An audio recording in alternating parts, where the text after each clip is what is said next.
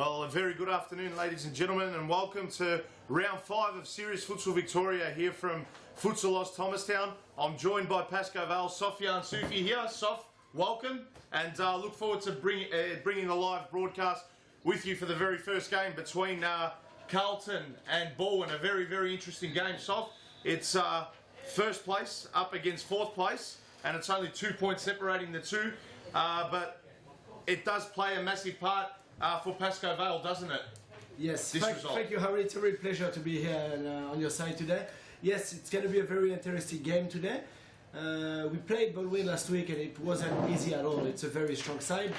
And obviously Carlton needs some points to get up in the ladder. So let's see what they have to offer today, yes. Yes, so we're going to have you in action for the first game, and we're going to see you later in action against Brunswick in the second game. So you'll be out there on the second game with your Pasco Vale teammates. 4 games here today, Soph. We'll read out the games for our viewers at home. First game is FC Carlton up against Bowen.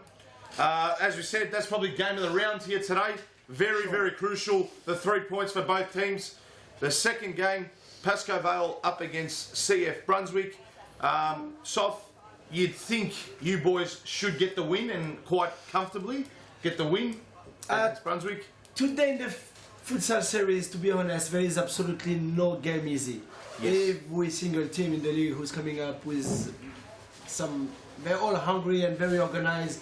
Every team are well structured, training hard, so no game is easy. Yes. Fair enough, you make a valid point there. Game 3, Metropolitan, who are struggling, in 8th spot up against Fitzroy. So another crucial 3 points there. Fitzroy can jump up the ladder and probably overtake Brunswick with a win here today. But Metropolitan, if they are to win, they're off the bottom of the ladder and they'll overtake Fitzroy in 7th spot. So huge stakes on the line there, Soph. And the last game, Ashburton against Hume in surprisingly what's a mid-table battle there. It's probably a 6-point game.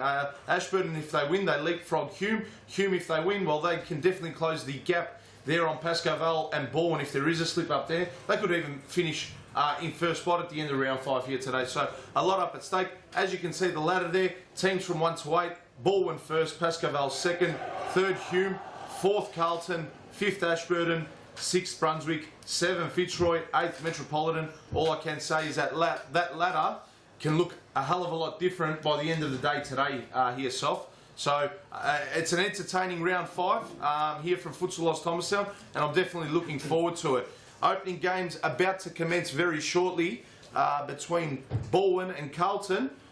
So I'm definitely looking forward to that game there, Soph. Yeah, the thing to watch today will be probably the attacking side of Bowen. They have at the moment, as you can see, the best attack in the league. Carlton, one of the best defense in the league, so I expect a very, very tight game with maybe no more than 7-8 goals today for this game.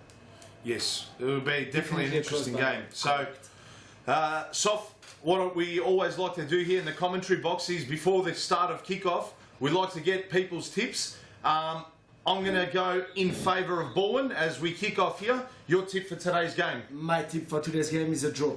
A draw, wow. Wow, interesting. Well, away we go, and we'll read out the team sheet first of all to our viewers. So we'll start off with Carlton. In goals is number 1, Samir Pithalaketh. Number 16, Shaban Rajab, who just passed the ball in to number 23, Cameron Holmes. And number 6 there is Mo Ayachi, who's played a ball through and very nearly, that could have been a 1-0 start there to Carlton. So number 6 is Mo Ayachi, as we said. And I'm just looking, and the last player on the court is number 5, Ernie Simsek for FC Carlton. We'll turn our attention now to FC Bowen. Ernie Simsek is definitely the player who can make the difference today. He can make something out of nothing. So definitely can. Bowen better watch him closely today because he's a very, very dangerous player. Yes, and there he is, and he very nearly scored the opening goal there, but well defended there. Now we'll turn our attention to Bowen, as I said. Manager Gabriel Zabalos. In possession is number 4, Michele Jota. There is in possession. And the player in possession now is number 8, Davide Jacovici. He could be a very dangerous threat here this afternoon for Bowen. He's definitely the X factor for Bowen. We saw him score a hat-trick a couple of weeks ago for Bowen, and that was enough to get a 3-1 win against Fitzroy. So he definitely can turn a game on its head almost instantaneously. He's someone very solid at the back, who can control the game, who's very composed with the ball. So very interesting player, correct. Yes. And there he is on screen. He was fouled there. And I think in the background there is Robert Armelini. Good to see him back. He had an injury. I thought he was going to maybe be sidelined for another week, but he's definitely in the centre and ready to turn it on soft. It would be a pleasure to watch him. Definitely one of my favourite players. Ooh. Shot wide there by Ernie Simsek. Wasn't too far away. In goals for Bowen is Oman Abdullahi. So as we can see clearly the intentions of Carlton today, they play pretty high. They're playing pretty high, put pressure on the ball. They need points, and the way how they play today, the way how they structure, I don't think they will wait. They will keep pressing and pressing and pressing. Yes. Number 10 is Salvi Michele, former teammate of yours as well there, Soft at Pasco Vale. As you can see him on screen now. And the last player on court for Bowen, when the camera picks up the last player, we've said Jota, we've said Michele. It's number 9, that's Valerio Salenza. And there it is, opening goal. Valerio Salenza with the opener. I just mentioned his name. Great goal there. Bowen 1-0. It's a brilliant, absolutely brilliant play. Carlton, there's a pass, the diagonal pass, should never, this pass. Yes, as we look at the replay, the ball should never end up there. Early Simpson should tack in and definitely close up this pass. Yeah, and through the legs there of Moa Yash. And a little bit of luck, hit the inside of the upright and in it went. So opening goal there to Bowen.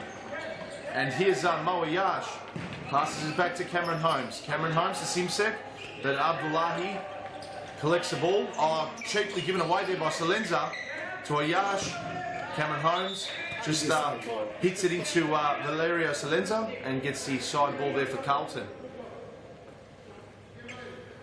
Okay, so Moyash is in and Carlton will play now with 3 at the back and 1 target with Moyash. Yes.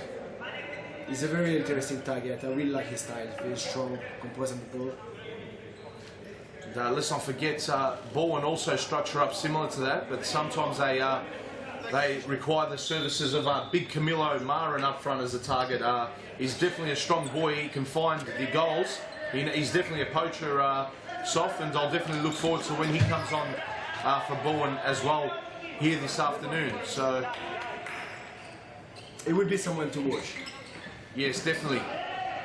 Intercepted there by Michele, but Ernie Simsek done well, and he's awarded with a free kick. Ernie Simsek is someone very generous for his team. He keep running, keep fighting, keep tackling. He's very complete as a player, yes, which is something very, very good to have in the team. Yeah, second and third efforts definitely Soft. He works his heart out, he trains hard.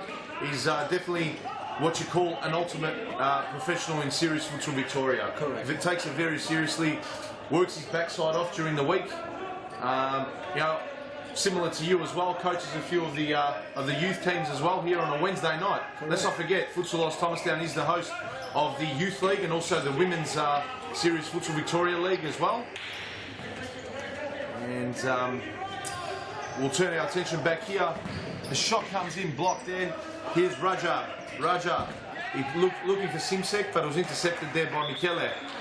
Referee Ricardo there is awarded a side ball to Carlton. Simsek back to Holmes. What can he do? Needs to spark the Carlton troops. He goes out to Raja. Between him and Raja, they can definitely spark something up for Carlton. And already to our viewers, if you've just joined in, opening goal by Valerio Salenza for Bowen. Score is 1-0. We've played approximately about 5 minutes in this opening half. There's still plenty of time in this first half. Fortunately, we don't have the scores on live to you, but that's what I can tell you if you just have joined us. as here's Simsek assessing his options, switches it to Rajab. Rajab, the back flick to Holmes. Here's Mawayash, shot blocked by Yakovisi. Ball back. Here's Samir. He just lets it roll out and it'll be a keeper throw-in. Bowen defending very, very well at the moment. Everyone behind the ball, nice and tiny at the back. It won't be easy for Carlton to score goals today. Definitely won't. And there we go. We've got the score line up. Thank you to our tech team for that. And we're just currently working on getting the actual scoreboard time up as well, like we usually do. And ball's gone out there. Rajab used his body well. Got a bit of a knock and just said to Michele Jota, hey mate, keep your hands to yourself. As he copped the knock and lost his balance. And number 17 for Carlton coming on there, that's Joaquin Jimenez. I think you pronounce it Joaquin Jimenez or Jimenez. Joaquin Jimenez. Jimenez, yeah. J's pronounced like a H in Spanish terms, Sofian. I've learned that, I've had to learn that. Dangerous ball for his left foot.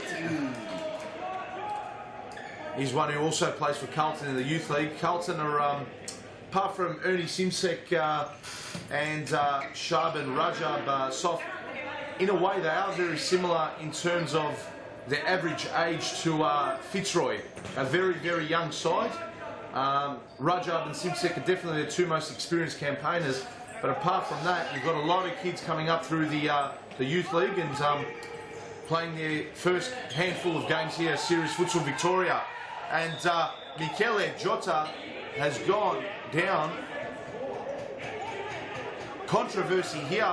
Let's see what the referee has awarded. Let's hope he's okay. Let's have a look at the replay if we can see if there was any contact there. I think there definitely was by the reaction there. Yeah, Cameron Holmes has just clicked it. Now the question is, Soft, was this inside the just outside? Outside. Just outside. So the right call there by the referee Ricardo. Good call, good eyes, and look at that, Soft. Referees get criticised sometimes for that. Is perfect positioning there. Credit where credit's due. The lob there by, I think it was Valerio Salenza. Let's have a look at the replay just off the upright as Samir pull it. It was a cheeky one. Yeah, Samir Pathalakath, he's copped one in the midsection, just sucking in the big ones. It's sometimes a bit of an uncomfortable spot there, soft for us males to cop one there. But it was my point before. He's becoming a strong man now. He put his body on the line. Yeah, he did. He did. It amazed me.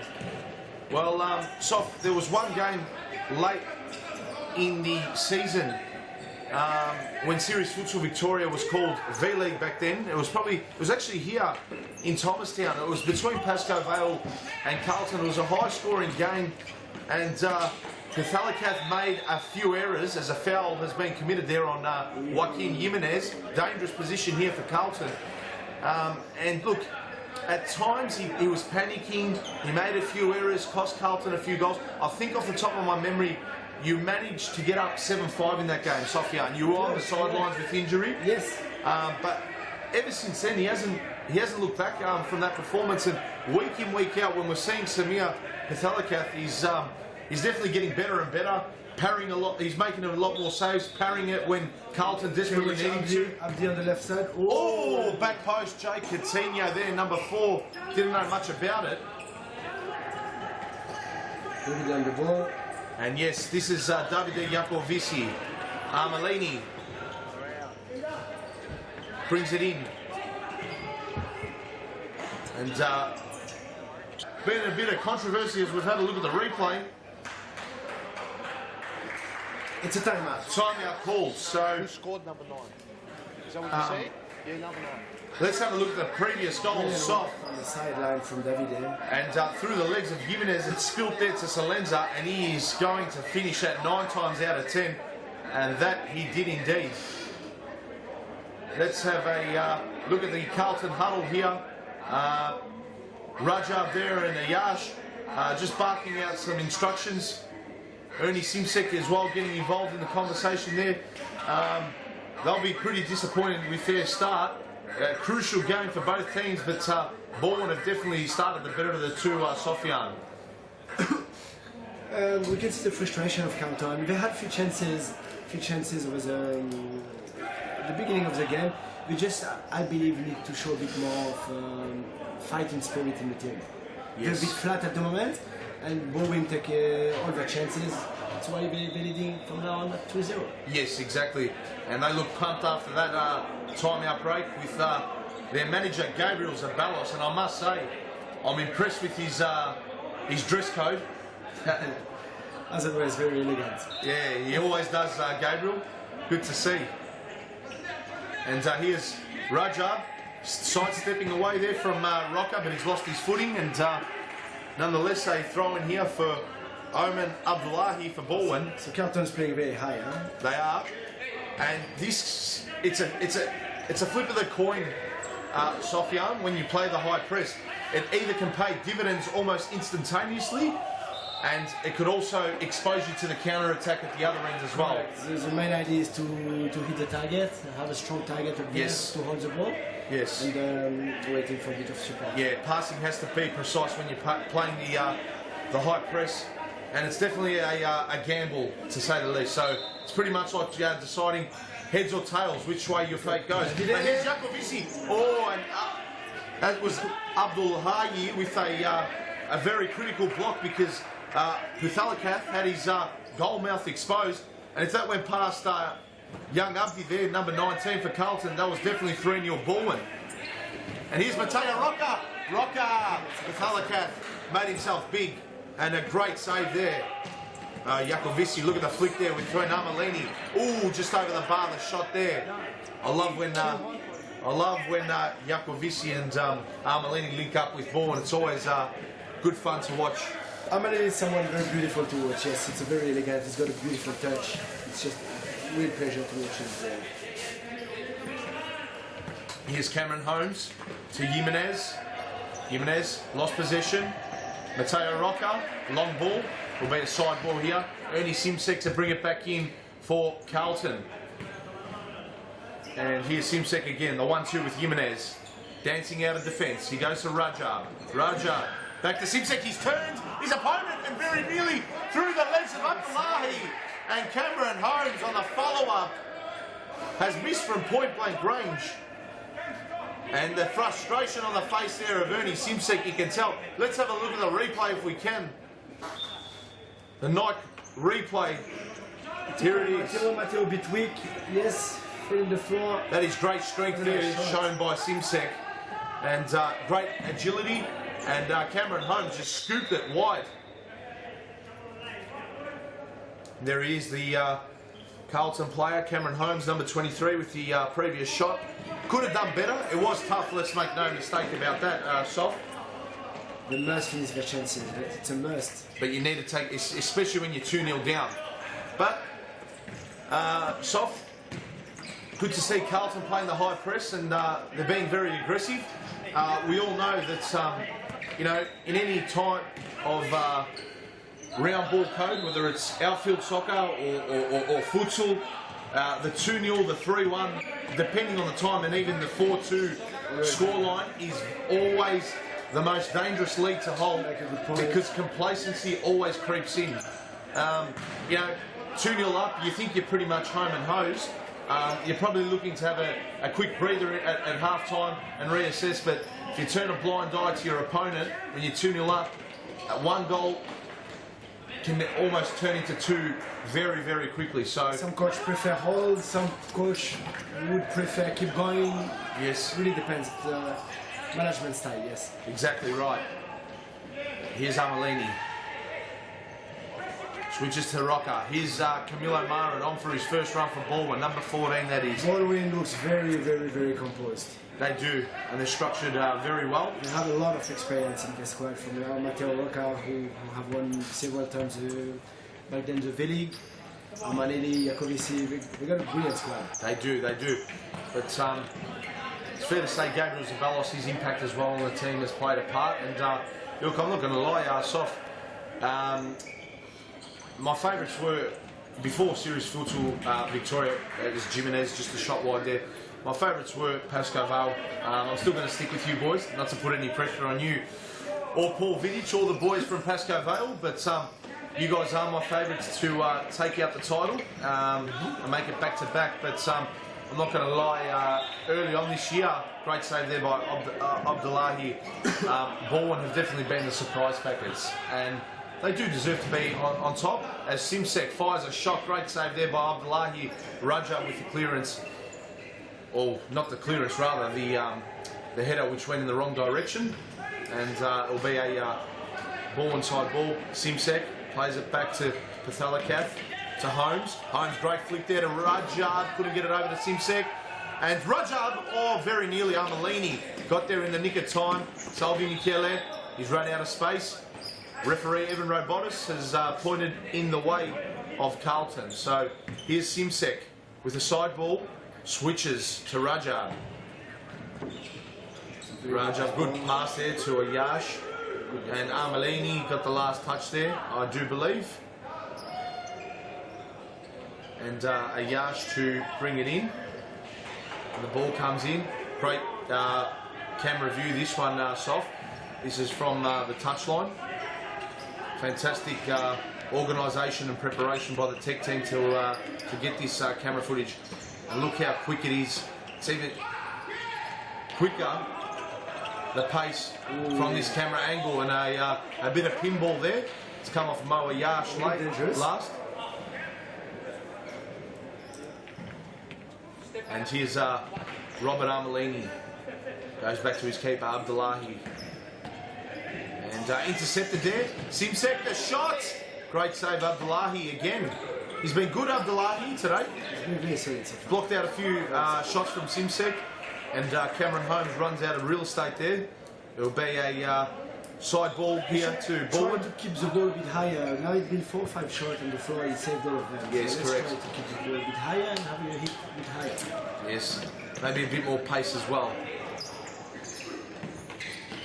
Holmes to Rajab, great, good pass there to Simsek looking for a Yash at the back post.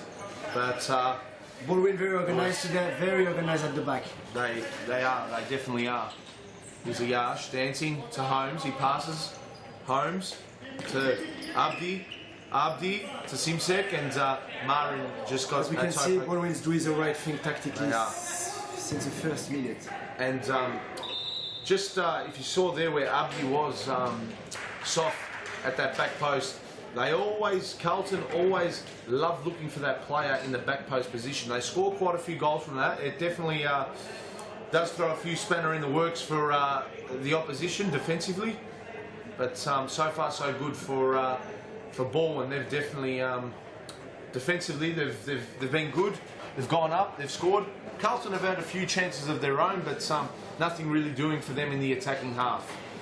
Carlton do have the ball. They got most of the possession, like we could tell. Yes. Yes. If there was a possession graph, it's probably fair to say it's probably been 60-65% in favour of Carlton.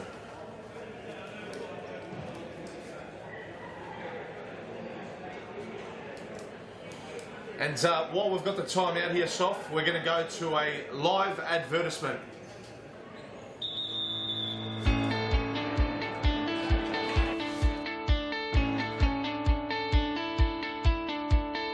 The Futsal Oz Junior Club program is the best way to develop your child's futsal and soccer skills. Guided and encouraged by our elite level coaches, your child will get lots of touches of the ball, allowing them to improve their skills while making new friends. Futsal Oz will place them in a club with a coach competing against players with comparable abilities.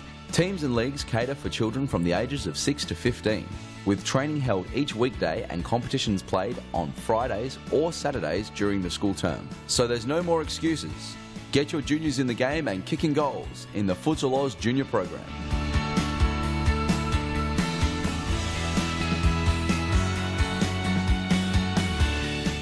For more information, visit futsaloz.com.au.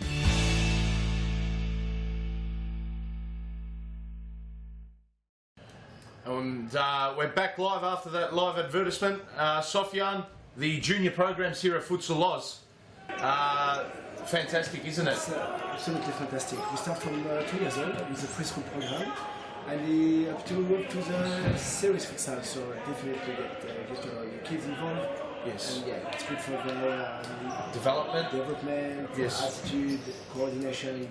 Definitely is. And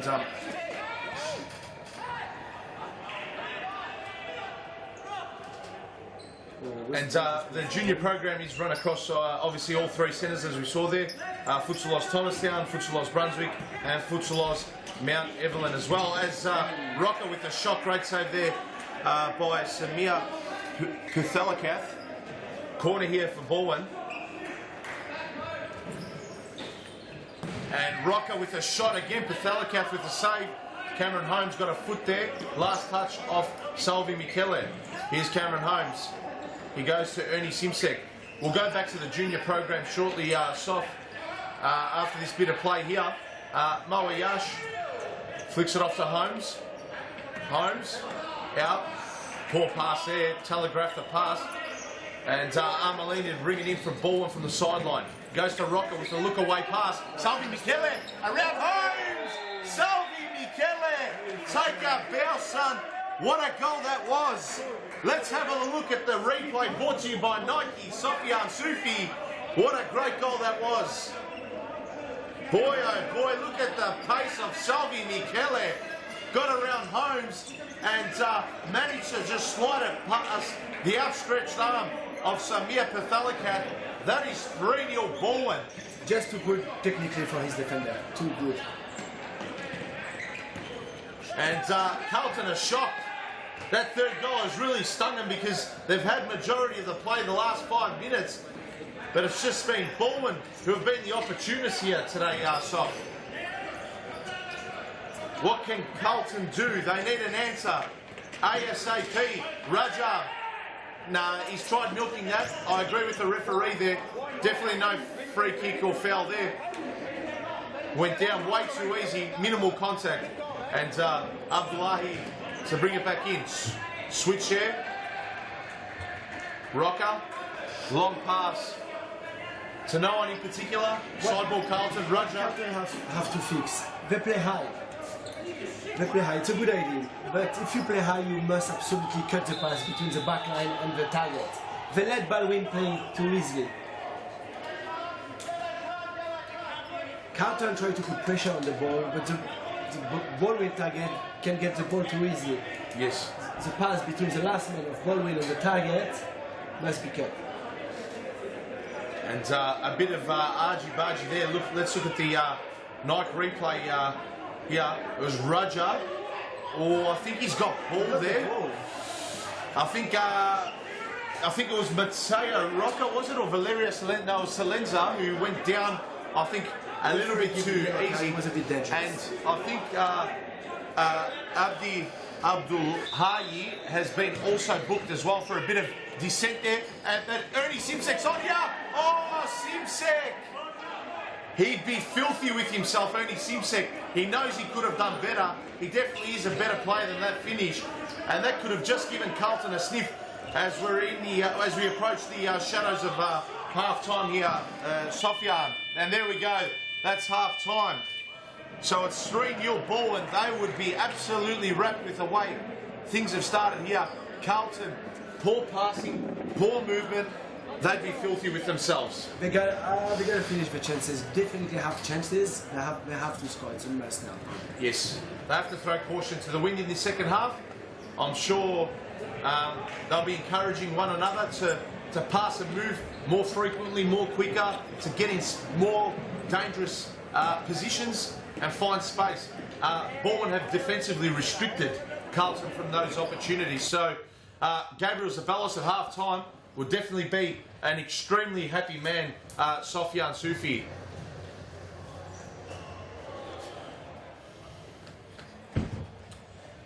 Whilst we're here at half-time between the opening game of Bowen and Carlton, we're now going to go to the sidelines where we're joined by Morgan Wyatt.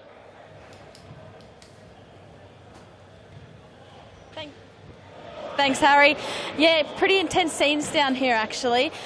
Both teams very fired up, and both teams obviously want to win this. What I was noticing in the first half is Gabriel Zabalos is a very calm coach. On the sidelines, he seems like he is yelling out a lot, but once they had that timeout, he was very calm, just pulling their heads back in their players. So I think, yeah, Bowen are all over Carlton at the moment. So let's see what the second half can bring, and if Carlton can just settle down, I think. Thanks for that, Morgan.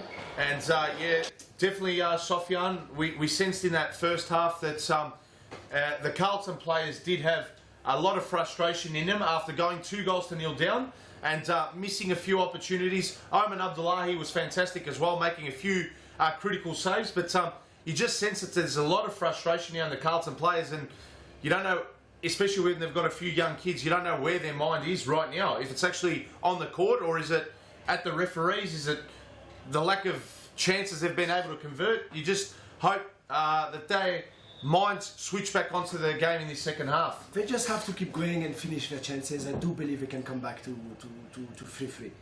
Definitely. As Carlton restarts the second half, and Cameron Holmes with a shot blocked there by Camilo Marin. And Sofian, in a moment's time, we're going to farewell you for the evening. We're going to say thank you very much for joining in. Obviously, you've got to get prepared for your next game, so we'll allow you to do your warm-up and prepare for a critical clash there against CF Brunswick. So best of luck, and it'll be Fernando Di Moraes, the ever so popular Fernando Di Moraes, joining me. All right, so we'll let you get to your warm-up. Sofian Sufi, thank you very much for joining us for this first half. Always a pleasure with you, Sof. Thank you very much. And bit of controversy here. A few complaints from the Bowen players. Referee Evan Robotis awarding a foul to Carlton, and whilst we wait for this free kick to be taken, Fernando Di Moraes, welcome to the commentary box. It's a pleasure, Harry. Pleasure to be here once again.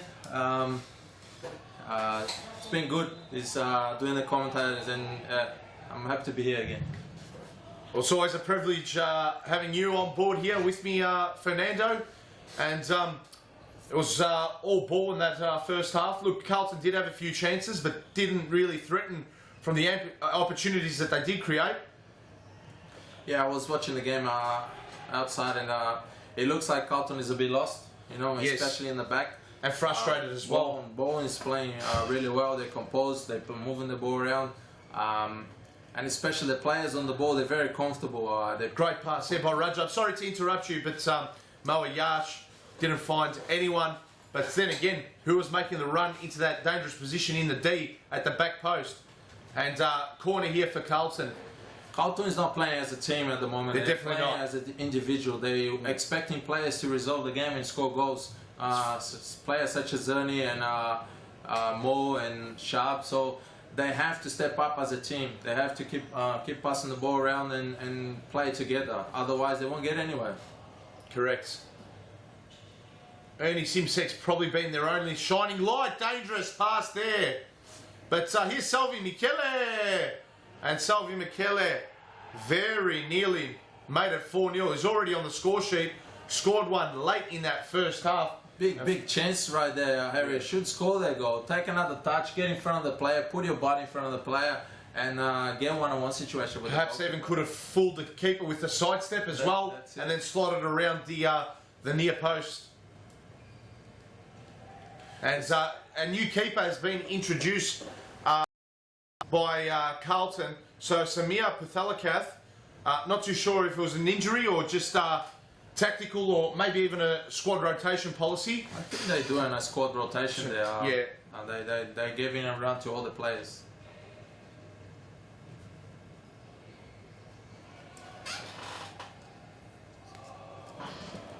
The keeper for Carlton, he plays in the youth league.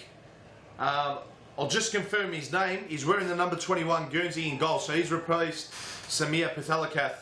At the halftime, late challenge there by Moa Yache. Not much in that. It was just a clip. And Michele is not very happy with the tackle there.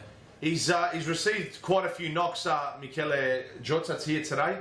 Definitely two early on in the first half. And one was very, very close to being awarded a penalty. Just got fouled outside the D there. I reckon Carlton is a bit lost at the moment. They're doing silly mistakes. They a couple of free kicks they're not supposed to do, like this one. They had a counter attack and they didn't have anyone to cover in the back there. They look a little bit lost. They look a little bit out of shape. They have to get back on their feet. And yeah, yellow card's been awarded here to the keeper, the new keeper for Carlton, number 21. I'm not too sure what that's about, but there are a few spot fires. There are a few spot fires occurring here, and Oh, that's a red card. yeah, I'm not too sure what's happening here. But Moa Yash has been sent off.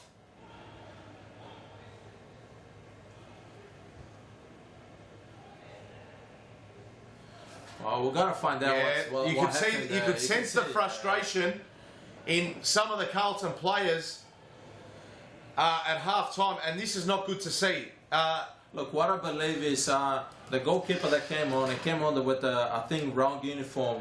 Yeah. And that was an issue there, and then he stopped the player and gave him a yellow card as he should. That's what seems like. That's what I'm guessing here by the scenes. And then obviously Mo Ayash maybe got a bit upset there. He lost his nerves and probably said something to Evan, and the referee didn't hesitate and then sent him off. Well, I think they had something to do there with Michele Jota. Obviously, there was an incident there where Mo accidentally clipped him late. Michele maybe retaliated a little bit too much. Fair enough. He didn't like the treatment that he received. But look, Fernando, in situations like that, it's all about having your futsal smarts, having your composure, and not getting sucked in. Harry, this is part of the game. Yeah, it's part of the game. Players will talk trash or trash talk, and you have to deal with that. Yes, and you have to worry about your teammates, about your team. That's what I was just said earlier on. They're not playing as a team. They're not thinking about the team itself. They're thinking about themselves, and that's another case in there. It's a very individual problem, and it got sent off. And the team's already losing 3-0, and that's going to be even harder to get back on the back square. Well, it's the referee, Evan Robotis. I think it was very fair. There was a bit of a scuffle and backchatting. He warns Mo Ayachi, Mo, settle down, calm down. Here's a yellow, take a breather. And he just continued on there. And look, Mo's a great kid. I know him personally.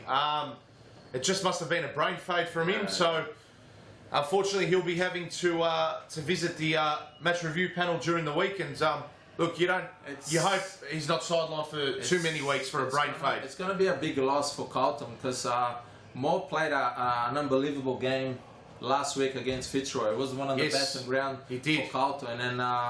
And I mentioned it there because he was doing a great job up front, holding the ball and doing everything a target should be doing. And he did really well. Good save there.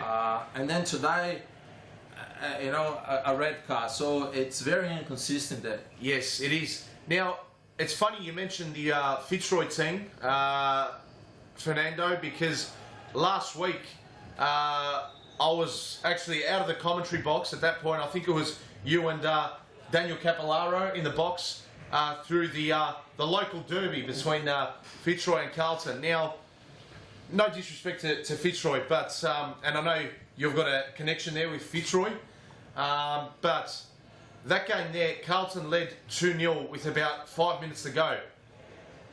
In my opinion, from the sidelines, yes, Fitzroy had the odd opportunity or two, but the amount of opportunities Carlton had with crossbars denying him, posts denying him, it could have been quite easily 7-0. And Aaron Yu pulled out some phenomenal saves. Carlton were all over Fitzroy. The game should have been put to bed at half time. Do you think psychologically that draw, because Fitzroy in the last minute and a half scored 2 goals to dig themselves out of a grave, not 6 foot under, 12 foot under. I agree what you're saying. And they got a very valuable point. I agree. One that they didn't deserve in most of people's eyes. That was a great game, and Carlton should be putting that game to bed at halftime.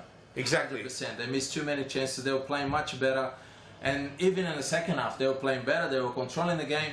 But then, after you don't score, after you don't do what you're supposed to do, you're gonna cop it. Yes. And that's the beauty of futsal. And Salenza's on here. Sorry to interrupt you. Valerio Salenza with the hat-trick. Adding more insult to the wounds of Carlton. This is now starting to turn into a bit of a spanking, Fernando. That was a great goal. That was a great an individual bit of brilliance. It was. But again, Carlton lost the ball up front. No one came back. It was a counter attack. By the time the players got back, he was already dribbling and scoring the goal there. It was a great goal by him anyway. Well, Bowen, Fernando, the way things are right now, and to our viewers at home, it's actually 4-0. We'll have a look at the replay. Let's have a look at this individual bit of brilliance by Valerio Celenza. Strips the ball legally off Ernie Simsek. Great touch there. Sidesteps Jake Coutinho and Joaquin Jimenez, the young pups there of Carlton. And that's his hat-trick. He's been my player of the game, it's fair to say. And it is 4-0. The scoreboard reads 3-0 as a timeout called here. And Gabriel Zaballos is definitely a happy man right about now, Fernando Di Marais. So far, he's the man of the match. Gabriel must be saying, calm down now. We got four goals up. We just got to pass the ball around and keep the game like that. Let's keep the game. Let's kill the game right now. Let's keep the ball and make sure we don't cop a goal. Absolutely. And whilst we're in the timeout break, we're just going to go to a quick advertisement, Fernando. So good opportunity for us to catch a quick breather.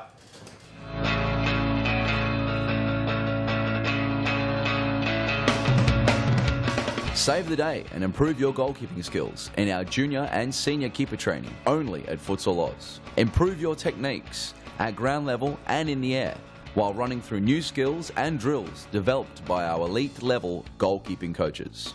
Become perfect post to post in our comprehensive goalkeeper training. It's happening this week at your local Futsal Oz stadium. For more information, visit futsaloz.com.au.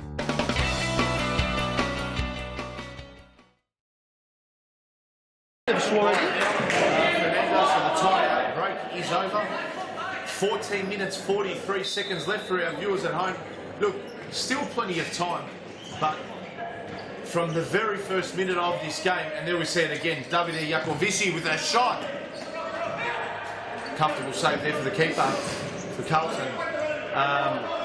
It's been, from start to finish, it's been Bowen who have dominated, and I think in that time out, Gabriel Zaballos would be licking his lips because he's got Carlton to he's got their backs to the wall, he's got them on the ropes. This is the exact position he wanted to have Carlton. Not only mentally has he frustrated them, but tactically as well. He's frustrated his opponent, and Bowen, this is, I think, in my opinion, apart from when they went 1-0 down to Fitzroy at Mount Evelyn 2.5 weeks ago, Fernando, and they bounced back and won 3-1. This has been the best performance, in my opinion, for the season. Great performance. An A+ from myself. I'm definitely giving it to them. They've been playing really well. They're doing everything they have to do. They're keeping the ball, they're passing the ball around. And the one of the most important things, they're playing with the target when they have to play the target. Camilo comes on, do the job, hold the ball up front. When he's tired, he gets a sub, and they start playing fast balls again, playing diagonal balls, and playing with a bit of a pace. Yes, so absolutely. They've been playing both ways. They're defending well, so they're doing everything right at the moment. Yep. So it's been good to see Bowen playing that way. Exactly right. And let's hope they keep playing like that for a long time. That's a poor shot there by Abdi. Well wide. Well, to me, it seems that Gabriel Zaballos has pretty much told along the lines of three things, Fernando. Know your role, accept your role, and play it to the best of your ability. And there he is, a man on screen. And right about now, they're definitely doing those three tasks. And just a quick update to our viewers. Zaballos has made a substitution in regards to the goals. Steve Casvan has replaced Oman Abdullahi for Bowen. So they still lead 4-0. And here's Raja. Sidesteps. Foul there by Salvi Michele on Shaban Raja. And Shaban Raja. What can they conjure up here? Goal can maybe give him a sniff. And I think Steve Casvan got a fingertip onto that. And it is a corner here to FC Carlton. Carlton has to score a goal in the next few minutes. Otherwise, the clock's going to start running down. Yeah, it's going to become their enemy, definitely. It's it's going to be hard for them to come back into this game. They need back-to-back goals, It's Fernando. a one goal situation, and they'll probably get back in the game. They start getting their confidence back, and that's what they'll bring them back to the game. Yes. Otherwise, they will be on that what they're doing now. They're passing the ball. They just a bit lazy, getting counter attacks, forcing the ball too much. They have to have objective in passing the ball, and they got to stop forcing the ball.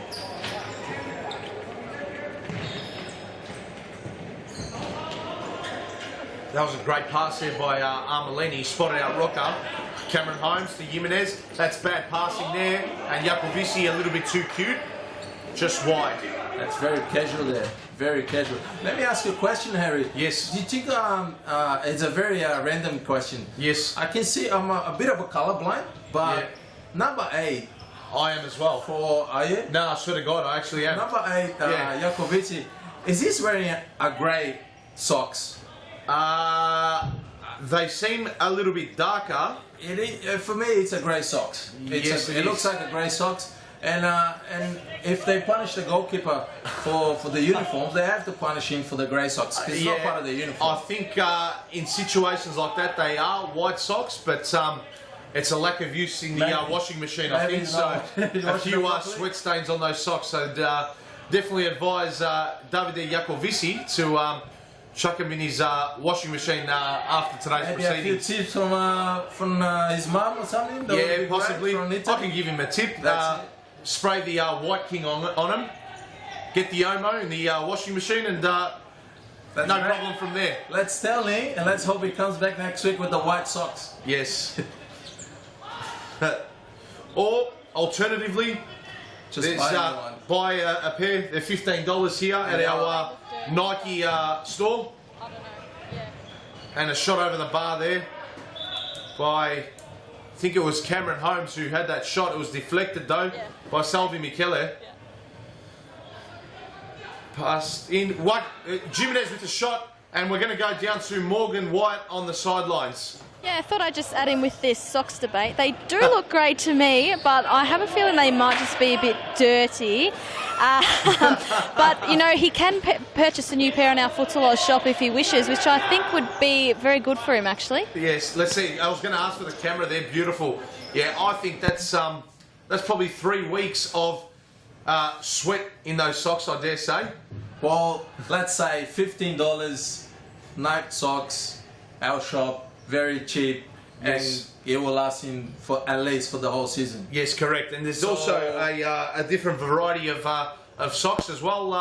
We got every single colours. We got Fernando? We Yes. got futsal shoes. We got jackets. We got uniforms. And if you're looking for uniforms or buying anything in regards to futsal, And that's at just all 3 centres, Brunswick, Thomastown, pop into and, one of the 3 centres, and you're gonna be looked after Yes. with your Nike gear. and all the equipment there, pretty much uniforms, the Series Futsal Victoria League, also the Youth League, the Women's League, and let's not forget State Championship, State 1 and also State 2 as well, in accordance with our fantastic sponsors and partners, Nike. And Armelini with a shot just wide. And if you want to get involved with Futsal Oz, the best way to play indoor soccer, futsaloz.com.au is a website. 1300 788 799, 3 centres, Thomastown, Brunswick and Mount Evelyn. We'll be out Mount Evelyn next week for round 6 action. But we'll turn our attention here to the game of Salvi Michele. Almost made it 5 for Bowen. Good save there. And again, forcing the ball, losing the ball as the last man, and copping on Poor passing. mistake, poor Yes. passing, and still forcing the ball. That's a mistake that they've been doing for the whole game. So they got to step up on that. Fernando, I know you're a question for you now. I'll pose to you. I know you're here commentating the first 2 games with me. Game 3 and Game 4. Will you be sticking around Futsal Oz to watch the last couple of games as well on the sidelines? I'll be watching Fitzroy for sure. Yes. Which is Game 3. I'm not sure about Game 4 because I gotta put the little one to bed. So Yes. No, fair enough. And, if you don't mind me asking as well, just for our viewers at home, your role with Fitzroy, I know you've got a bit to do with the club, but for our viewers at home, what's your role unofficially with Fitzroy? I was playing for Fitzroy for a few seasons, and I was also coaching the team. Yes. And then last season I got injured. Yes. I got injured. I injured my ACL. Yeah, bad injury, those ACLs. I had a surgery 2 months ago. Yes. And obviously I'm out for the season at least until December. Yes. And now I'm just having a bit of a time off with Fitzroy. But I will be back helping the boys out at training and start coaching. Be more involved, but at the moment I'm just restricted, a little restricted. Yeah, I can't get involved too much, and I cannot be doing much coaching. So I'm having a bit of a time off. It's fair enough as well, and you've got to spend some time in as well with the family and the young one as well, Fernando. That's what I've been doing. I've been playing for many years, and then weekends is a drainer. You know, I never had weekends for myself, for my family, and now that I'm, actually can have the weekends. I'm trying to enjoy it as much as possible. Yes. So yeah, I'm trying to enjoy with the little one now. You know, he's 15 months and he's growing fast, and but as soon as he start walking, he's gonna be coming here with Daddy. Yeah, that's good. He'll definitely be in the preschool programs here at Futsal, won't he? 100%. Develop his touch and whatnot. And Fernando, we've probably got about 5 minutes to go now in this game. Pretty much 5 minutes. It's jump time now. I don't think Carlton can come back from it. It's all too little, too late. Missing too many passes again. Still doing that. Still making the same mistakes. Again, I think Shams is playing too much. He's playing long minutes for the team, and it's not helping at all. He's tired. You can see he looks tired. I know he wants to help the team, but he also can help the team, you know, having a little break and then come back fresh, which is much better. You know, he's been playing long minutes there, and I think he should get subbed.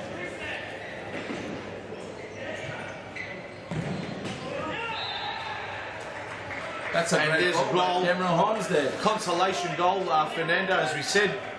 Cameron Holmes worked hard today, being one of their better performers, I think, alongside Ernie Simsek.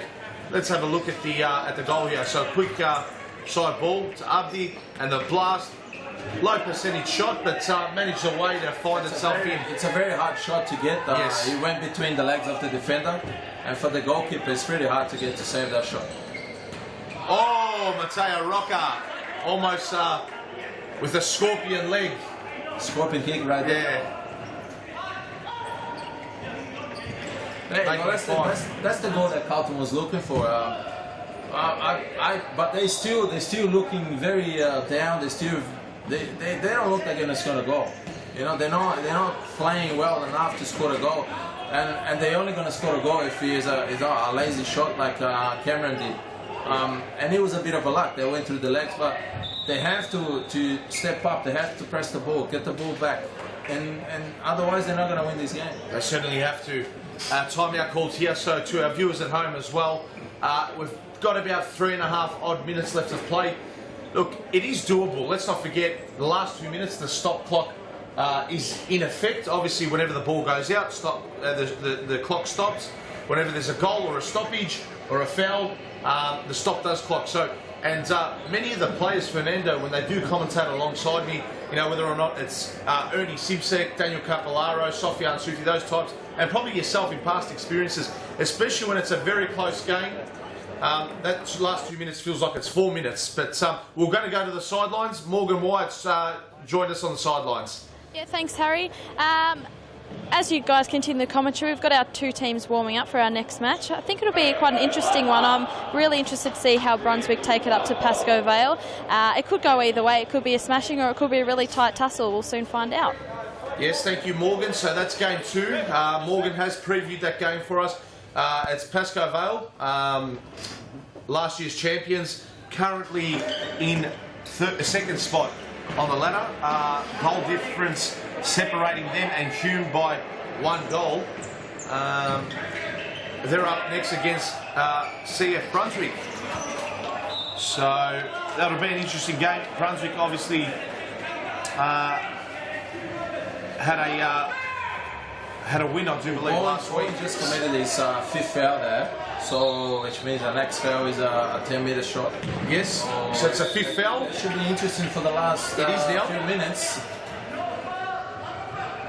And 2 minutes 30 to go on the clock. Oh, Casvan! He's Butterfingers there. The ball's a little bit hot there. It was a Yeah. hot potato or something. It was. It I was. thought he was watching the Wiggles there.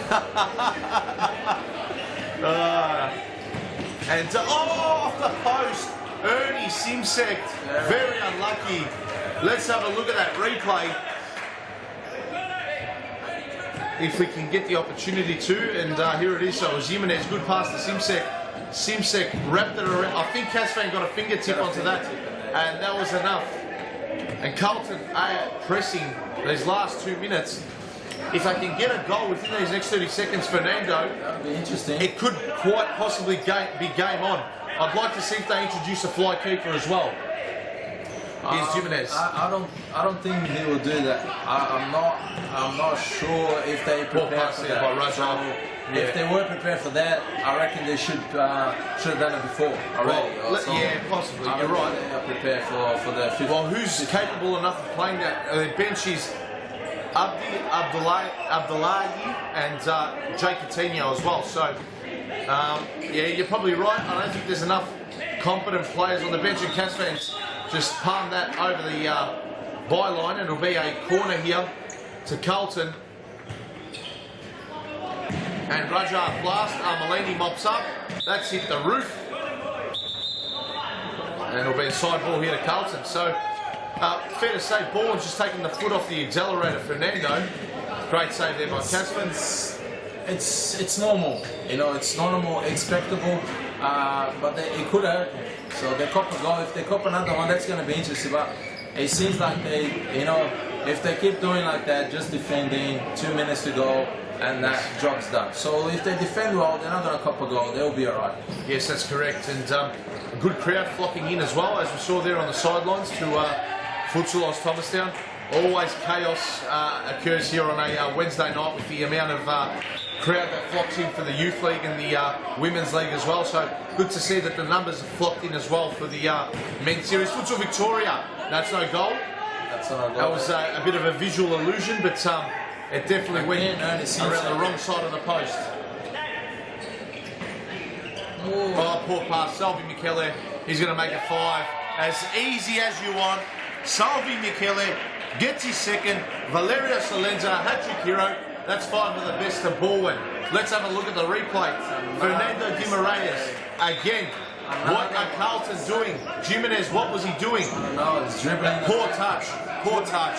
He tried to dribble. He didn't try to control the ball. He tried to dribble the player as a last man. And that happened before. You know, before the previous goal, the same. Trying to dribble the player as a last man. If you lose the ball there, it's very hard. It's very hard, especially for the goalkeeper. One-on-one situation for the goalkeeper. So that's 5-1 to Bowen. And that is game, set, and match, as they say in tennis, Fernando Guimaraes. 50 seconds to go. That's game over. Michele Jota. So Davide Jacovici. It's a bit of Olay time now, Fernando. Mr. Grey Sox, there he is. Yes. Here's Ernie Simsek. A goal now to Carlton. It's just adding a bit of respectability to the scoreboard, and they can only do themselves a favour in regards to their goal difference, but they have a healthy goal difference of +8. Obviously 5-1 is going to make that +4 now, so the goal difference has been chewed up a little bit after today's game. And Carlton now are also on 5 fouls, so the next foul will result in either team going to the 10-metre penalty spot. That's it. I don't think that will happen. I don't think there's enough time to happen. Jacovici couldn't get around the Carlton defender there. Cameron Holmes just went for a Hail Mary shot there. Didn't even go nowhere near the goals. To wrap it up, the game is it was boring from the start to the end. They played well, they moved the ball better, they attack with more efficiency, yes. They defend better, and you know, Carlton they had patches in the game that they created, they missed a couple of goals here and there, but they never capitalized. And then you know, you have players done the job for Bowen, and then that's why they are where they are on the ladder. You know, they doing whatever the coach is asking, and coach must be pretty happy, right? Yeah, Gabriel Zabalos will be definitely a happy man. There you have it. The final whistle has sounded. Fernando de Moraes. Bowen, comprehensive, comfortable, and emphatic winners here today. 5 goals to 1. It was a Valerio Salenza and Salvi Michele show. Valerio Salenza scoring 3, Salvi Michele scoring 2, and the goal scorer for Carlton.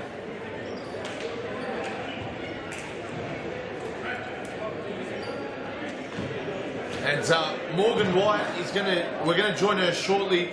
She's joined with hat-trick hero Valerio Salenza, and Bowen will temporarily remain top spot as we speak. I'll preview the ladder after this interview. Morgan Wyatt is joined by player of the game Valerio Salenza. Sorry, she's just finding a spot to host the interview. But Bowen, 12 points now. We're going with Morgan now. Great game from you guys today. You really took control of the match from the start, and you never looked like losing that one. Yeah, today we were really concentrate. We're training every week now, and I think the team is doing really well. And all the team we play against, they're a little bit scared now, you know. Yeah. We are at the top of the ladder, so yeah, we did a really good match. Till 5 minutes to the end, we were 4-0, so pretty impressive, you know. Yeah. It must be nice to have Matteo back this week. Yeah. He couldn't train because, you know, everyone works, so it's hard. You come on Sunday, you finish work, you're not concentrate. It's hard. But he has to train as well. We have to keep going to improve our. How do you say? We have to be more fit. Yeah. That's the big problem for us because we don't train. We train once a week. That's it. It's a pretty impressive start to your season. You've consolidated your position on top of the ladder now. You must be very happy with that. Yeah, I always played as a striker. So yeah, finally I can score a couple of goals. Yeah. Well, thank you for your time and congratulations. Thank you very much. I'm also going to get Ernie Simsek. I'll just get him to come over. Ernie. All right, he doesn't want to communicate. One. Ernie. He's wandering over now, guys. Sorry. G'day. Thank you, Ernie. Appreciate your time after a bit of a disappointing loss this afternoon. Yeah, it was a hard loss to take. We had high hopes on this game. Bowen, very good side, and today they just brushed us aside. So well done to them. What do you think sort of went wrong with you guys today? I think with us we weren't creative enough. We had a lot of the possession, but they were letting us have possession. So we played into their game really. They were very strong defensively, and we didn't work hard enough up forward to create chances. So they beat us fair and square. It doesn't get any easier next week. You've got Pasco Vale. What can you take out of this week to help you move forward for Pasco Vale match? What we can take out is a simple message, really. Work hard, and we can beat anyone, but our best performance and our worst performance, there's a massive gap. So if we can, reduce that, play more consistent every week, we don't have to worry about anyone, just worry about us. But today wasn't any good. If we perform like that next week, we'll cop 12 goals, but I don't think we will. I think the boys got a bit more heart than that, and next week we'll have to up our intensity. Well, we appreciate your time after a disappointing game. Thanks, guys. Cheers. Thanks, guys. Looking forward to a really big second match here. Should be a really interesting one. I'm expecting Brunswick to take it up to the reigning champs, but I would tip Pasco Vale for this one. Back to you, Harry. Thank you very much, Morgan, for that. So great insight by both Valerio Salenza and Ernie Simsek as well, Fernando. So, look, Ernie's a great guy. He was very honest in that interview. He pretty much touched base on all the points that we made. Very frustrated, and defensively, Bowen just choked Carlton. So they had a very, very good game, Bowen. They should be really, really impressed with that 5-1 result. Back to the drawing board for Carlton, Fernando. Back to the basics. Yes. Back to the basics. Yes. Defending, keeping the ball, don't force the ball. Pretty much the basic passing. That's basics. You know, they're not doing that really well. So, as Ernie said, well put. So, he's got to go back to training session, and make sure everything's back to normal and back to the basics, and then get ready for next weekend. Absolutely, and I love the fact how Valerio Salenza, he got a bit cheeky in his interview, the hat-trick hero and player of the game. He mentioned that it's good to have a few teams start to get a bit scared of us. So top of the ladder. It's good to see his confidence growing. The top spot now, and the whole team is playing well. They all got good confidence, and why not? Absolutely. Why not? If you're playing well, if you're doing what you have to do, go out there and say it. Yes. You know, but you got to make sure next week you back it up. Yes. Otherwise, you're gonna be one of those players that talk too much and don't do the job. Yep. So they got to back it up. Talk the talk and walk the walk. Absolutely, Fernando de Moraes. That's it. 5-1 winners, Bowen from game 1. We're going to go to game 2 now between Pasco Vale in the black and white strips up against CF Brunswick in their traditional red colours. I will just place you through the team sheets, Fernando, and I'll let you take it away. So let's start off with Pasco Vale. In goals, number 32. Last season's Golden Glove winner, Felipe Blay. What a keeper he is. Number 5 in screen now, Richard Ferguson, who was here on Wednesday night playing for Pasco Vale in the Youth League game. And number 20 is Daniel Capellaro for Pasco Vale. I do believe we'll be having him in the commentary box later on this afternoon to cover Game 3 and Game 4 as well. Capellaro, number 20, passed it back there to number 10. Captain of Pasco Vale, arguably their best player. Number 10, Andre Caro. And the last player, top of screen just now, with possession of the ball, number 22, who was in the commentary box with me for the first half of the first game, Sofiane Soufi. That's the starting lineup there for Pasco Vale. We're now going to switch our attention to CF Brunswick, and let's identify some of their players. So number 7, Roslin. Number 11 is Jesse Bay-Looney. Just wait till the camera turns into Brunswick's defensive half. I do believe number 3, who's on the field at this point in time, is their captain, their stalwart, their general, their heart and soul, Antonis Apostolakis. And Fernando, for any young kid watching this game right now on the live stream, it's definitely a private example of how to go about your business when you're playing at serious futsal Victoria level. Obviously, he's in a team that, at times are going to experience many difficulties throughout the season, but what I love about Antonis, he just wears his heart on his sleeve week in, week out. Even if there's 10 seconds left on the clock and the result is going against the way of Brunswick, he will slide in challenge after challenge. He will not give up. And on screen we've got the goalkeeper there. He's been fantastic this season. I'm sure he was landing, for sure. Number 1, Yang Pham. So he's been a keeper that has definitely impressed me. Look, Brunswick have leaked goals this year. In fact, they've leaked 18 from 4 games. Doesn't look pretty on the ladder that they've leaked that amount of goals. But Yang Pham, I can't point the finger at him for any of those 18 goals that Brunswick have conceded from their opening 4 fixtures.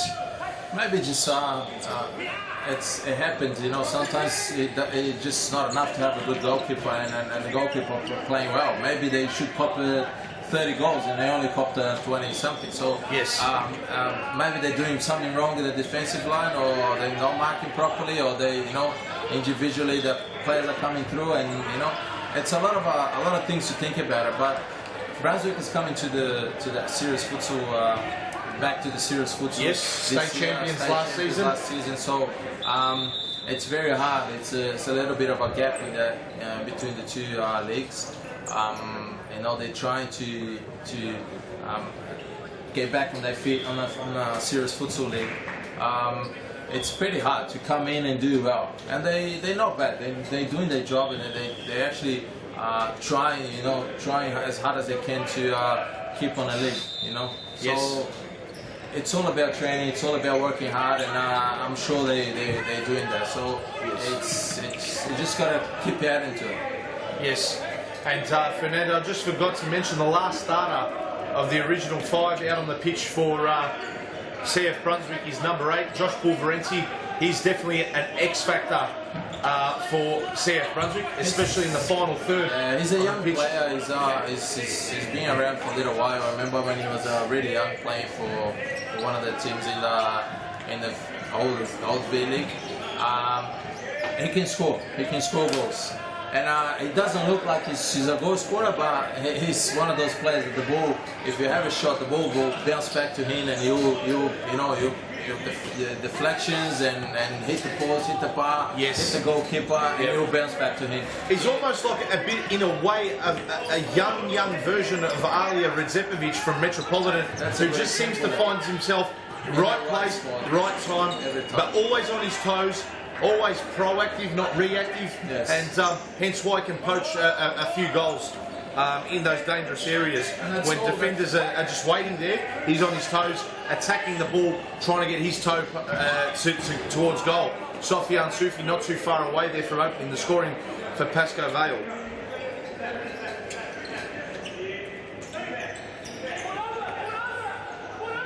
And Brunswick passing quite well out of defence. And Roslin, optimistic from that angle. Low percentage play. Oh, no one followed him. He was just by himself. Yeah, he could have maybe even turned, taken a touch and shot. That was very strange there. Bit of panic. That's a sign of... I think it was a bit of miscommunication right there. Yeah, and panic as well. Felipe should be talking to the last man there, saying there was a man behind him. So I don't think it was a communication right there. Yeah. And let's not forget, both respective sides have a manager as well on the sidelines. Pasco Vale, as you can see in the background there, their manager, big bad Paul Vidic. There he is on screen. He's a big unit. He's a big unit, Paul Vidic. He's a great man. He's a great man. Great man. Very, very nice man. Gentle giant. Very polite. He's a gentle giant. You're right.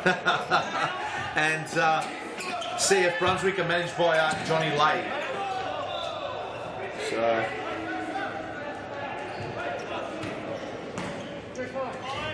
Very rough game so far. You know, no one's creating too many chances. I was a bit of a shot there, but yeah, Pasco Vale is trying to force the one-on-one situation there on the flanks, which is, you know, they had about 3 shots out of that. You know, they put a player in a situation that they can take a player on down the line. So and. It's actually worked a couple of times, so that's the only thing that's happening at the moment. Brunswick's not having much of the ball, and there was the 10 there with the red ball. Oh, very nearly. Capillaro claiming that he was being held there.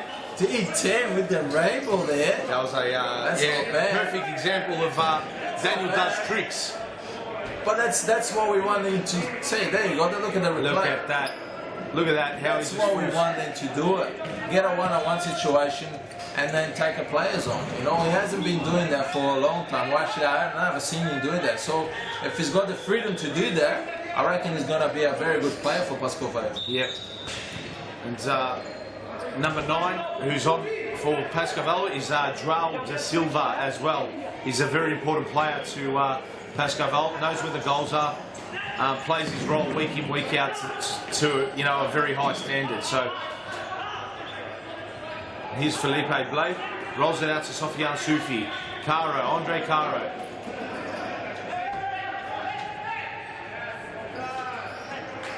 Couldn't find anyone in particular. Gang Fan brings it out. Apostolakis. Side ball. Pasco Vale. Here's the Silva, great pass, good footwork there, great vision. Bit of tiki-taka here from Pasco Vale. Andre Caro, out to Sofiane Soufi, looking to cross it in. Well defended there. And just have to confirm, the player of CF Brunswick wearing the number 17 Guernsey, Fernando, if you can assist me with that. He's in possession with it now. Number 17, just there. Taking the corner, That's a yellow card right there. That's Chris, Mr. Chris. His surname is very, very hard to say. Triumphopoulos. Okay. It is long surname. He used to play for Hume City. You know, he's a futsal player. He's a futsal player. Yep. Yeah, he used to play. Last season he was playing for Hume City. Okay. Interesting player. You know, he's very strong defensively. He can score he can sneak a couple of goals here and there. Yeah, he's not a bad player. Yep. Well, let's keep an eye out for him.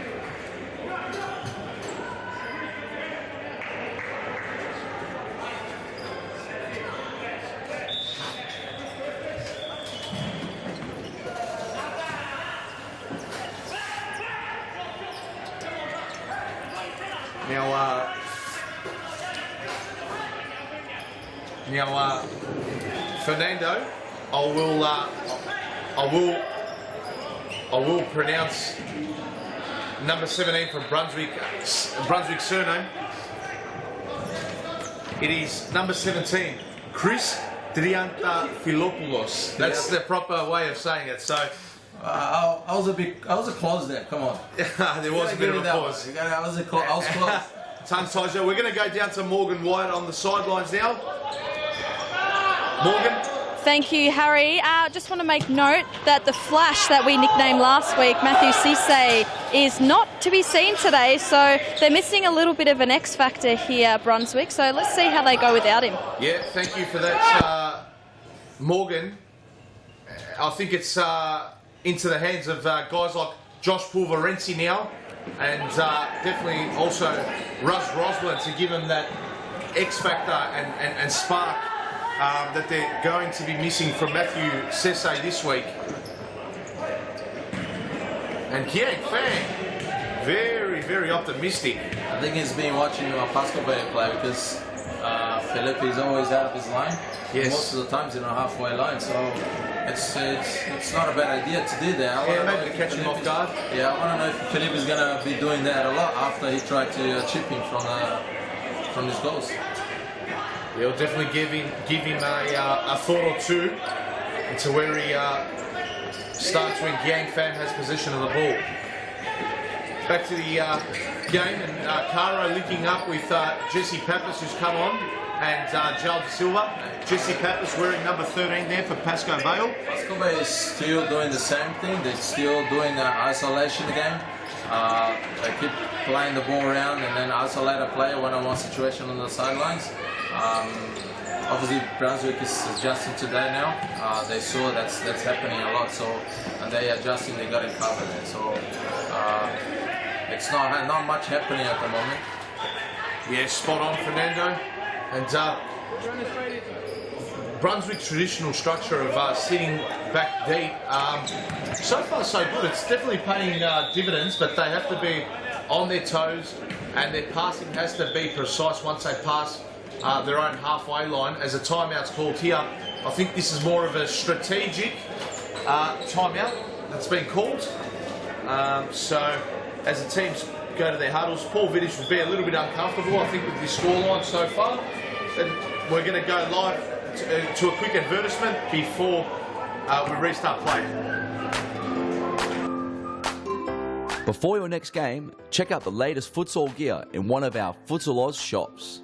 Located at each of our stadiums, you'll find the best products you need to win your match.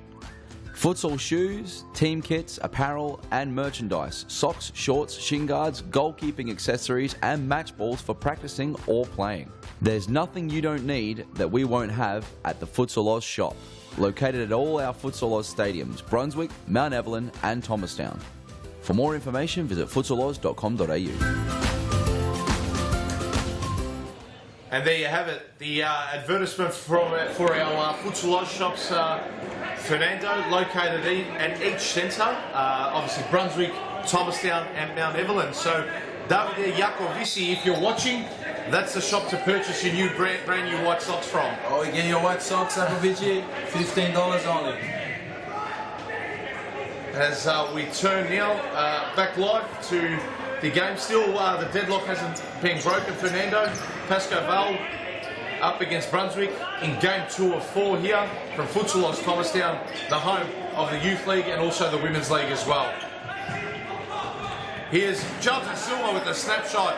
Yang Fan, great save with the feet there. John and Andrea, they do probably the best opportunity of the game, it must be said, Fernando. They did that set piece really. Felipe Blay, what a shot that was. Stung the palms of Yang Fan. And Rosalind, great ball. Oh, Brunswick almost opening up the scoring. Rosalind, that was a great ball there to Jesse Bailuni. But Felipe Blay stood tall when it mattered. And here's a counter-attack here. But Rosalind dispossessed Jesse Pappas of the ball. And Brunswick will have possession. That was Triantafilopoulos. You better call him Chris. The game caught on fire in 1 second. Huh? Here's Rosalind. A couple of chances for each side there. It was Pasco Vale got more of the possession. They passing the ball out. They're keeping the ball. They're trying to do the right thing as they always do. But Brunswick just sitting in the back there waiting for them to come in. Yes. And they're not giving any space. They're doing really well. They're marking really well, and it's working for them. You know? It is. It actually is. Great chances. The only good chance they had was with Jean now, just with Andre passing the ball in the parallel, and Jean just had a shot, and then straight away the counter attack, which he almost culminated in a Brunswick goal. So, yep, shot comes in there by Triantafilopoulos, saved there by Felipe Blay. But I'm glad you brought that point up, Fernando, because it is. This game so far is slightly falling in favour of Brunswick, and a team that knocked off Pasco Vale earlier on this season, it was at Mount Evelyn 2 weeks ago, was Hume. They surprisingly beat Pasco Vale. I think it may have been 5-3 on that occasion, but Hume structurally, under the strict instructions of Coach Nikos Ignatiadis, set up in a very similar way to the way Brunswick play, and that tactic and formation got the better of Pasco Vale that day. So Brunswick are sticking to their laurels, and we'll see how long this can last for. We're going to go to the sidelines. Morgan White has a bit of information for us. Yeah, thanks, Harry. Once again, Pasco Vale bringing in the big crowd. There's a few people that have started to trickle in for this 6 p.m. fixture. It seems to be every week that Pasco bring in the biggest crowd. I think they do have quite a big supporter base, so it's nice to see the people filling the stands. Absolutely. Thank you, Morgan. And yes, as you can see in the background there is a massive crowd here that has flocked in to Futsal Thomastown here on Settlement Road in Thomastown. It's been a gorgeous Melbourne day, and obviously, as you can see, we've just gone into night time. So this is game 2 of 4. Still plenty of action to come. We hope you can all come down. If not, join into our live stream and catch the action. And if you don't like my voice or Fernando's voice, you can always mute the volume and just enjoy the action. it's always going to be someone complaining about the commentators. So of course. That's, someone's going to be unhappy. But that's fine, we have to do our job. Here's the silver. Sophie. Caro regains possession for Pasco Vale. These next 5 minutes are going to be critical for Brunswick. The longer they can hold on to the 0-0 scoreline, the more likely they are of, in actual fact, taking the lead, Fernando, and surprising themselves and maybe going up 1-0. Look, my tip is Pasco Vale, and I do believe Pasco Vale are going to win this quite convincingly. I think Brunswick will find it very difficult to score here today, but the longer this game goes for, it's definitely going to fall in the advantage of Brunswick, Fernando. But here's Andre Caro. Oh, poor finish. Great footwork, but poor footwork. Very casual there. He should have a shot and then score a goal. He did everything right, but when you're about to score a goal and he tried to chip the goalkeeper, that was a very poor finish right there. Definitely was. Corner here for Brunswick. Back post. Oh, Pulverenti. There he was. On the same spot once again and almost scored a goal.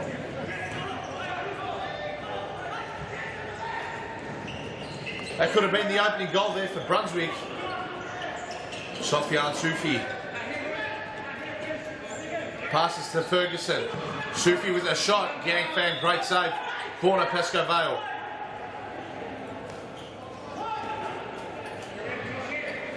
As the corner comes in.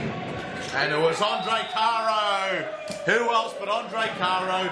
Yet again, time in, time again, we see him score goals. And when Pasco Vale just need that extra bit of force and X factor, he always provides the goods and comes up with the goods. Let's have a look at the replay brought to you by Nike. Quick corner brought in here. Charles De Silva let it run. He knew exactly where it was going, and that's the consequences you pay sometimes, Fernando, for sitting too far deep. It was a good shot from Andre, but for me, it's a goalkeeper mistake right there. The ball wasn't too hard. It was a couple of players in front of him, but he should have done better there, Harry. He should have done much better.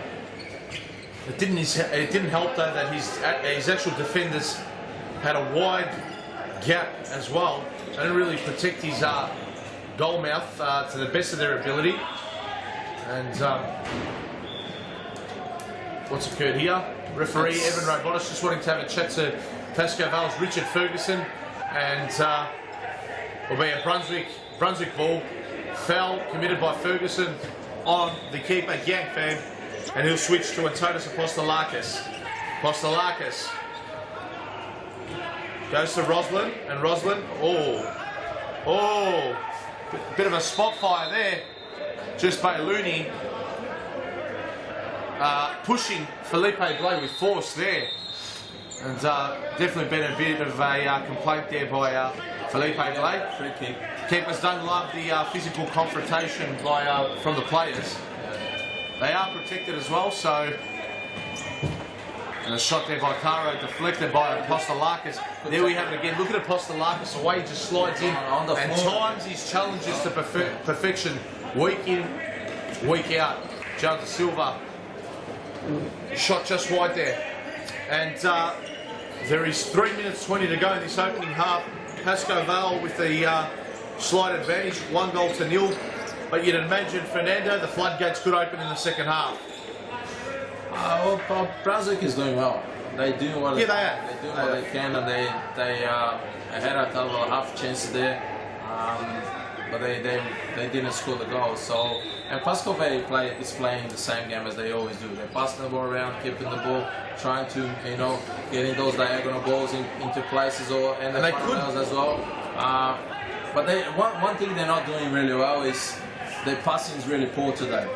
The passing, they missed a few passes already, and it's been really poor. As soon as they start getting into it, the passes and stuff, and they will be starting scoring more goals there. Yeah, I think passing in the final third, they haven't really strung many passes together in their final third. They haven't really threatened Pasco Vale and created many opportunities. Best chance came with Paul Valenti when the ball just spilled out to him and he was in the right place at the right time, as he so often is. He extended his leg out, the right foot, got a toe to it, and it just whiskered past their post. Felipe Blay was caught in no man's land, and it just went wide past his post. But Pasco Vale now, it seems like they've clicked up here, and they're just peppering away. Sofiane Soufi passes to Andre Caro, and Triantafilopoulos got a touch in there. Corner to Pasco Vale. Corner has been the way. Pasco Vale have scored. Richard Ferguson and Chris Triantafilopoulos. Great defence there. But it's still back to Ferguson. Ferguson with a bit of trickery. And Sofiane Soufi, don't know what he's done there. What happened there? I don't know. Just lost his footing perhaps. He's still got the knee taped, as you can see there. That left knee is still taped. Doesn't look 100%. Yeah, I think he's almost at about 50-60%. He's still far from the form he was before that injury. He's limping a little bit. He's not 100%. He's not moving really well. And you can see he's compensating on the other knee as well. So, it doesn't look really good.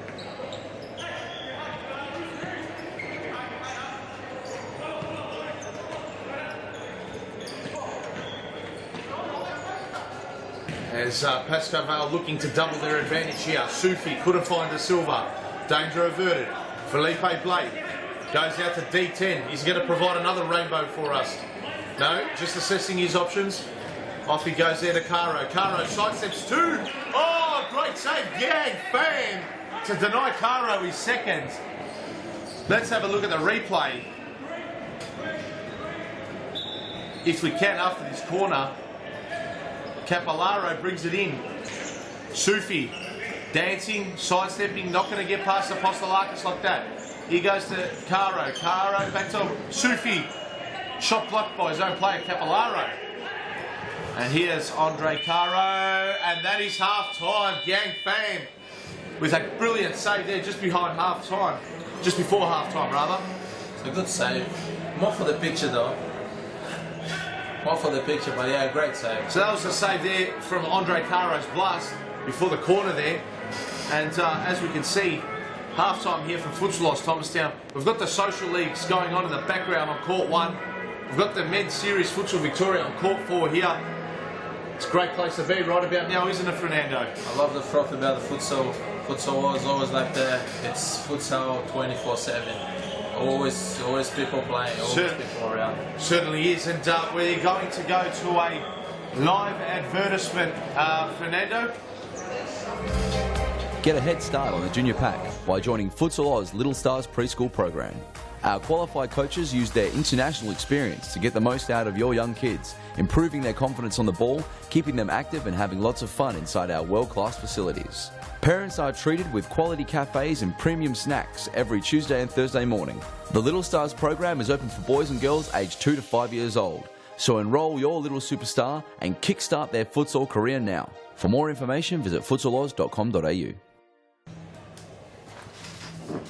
And there you have it, a advertisement in regards to the preschool programs that we have here for Futsal Oz from our 3 centres, Brunswick, Thomastown, and also Mount Evelyn. So to the parents at home, if you ever want your kids to play at Series Futsal Victoria at that level, they're the pathways to get them there. So let's return our attention to the game, Fernando. 1-0 Pasco Vale at half-time.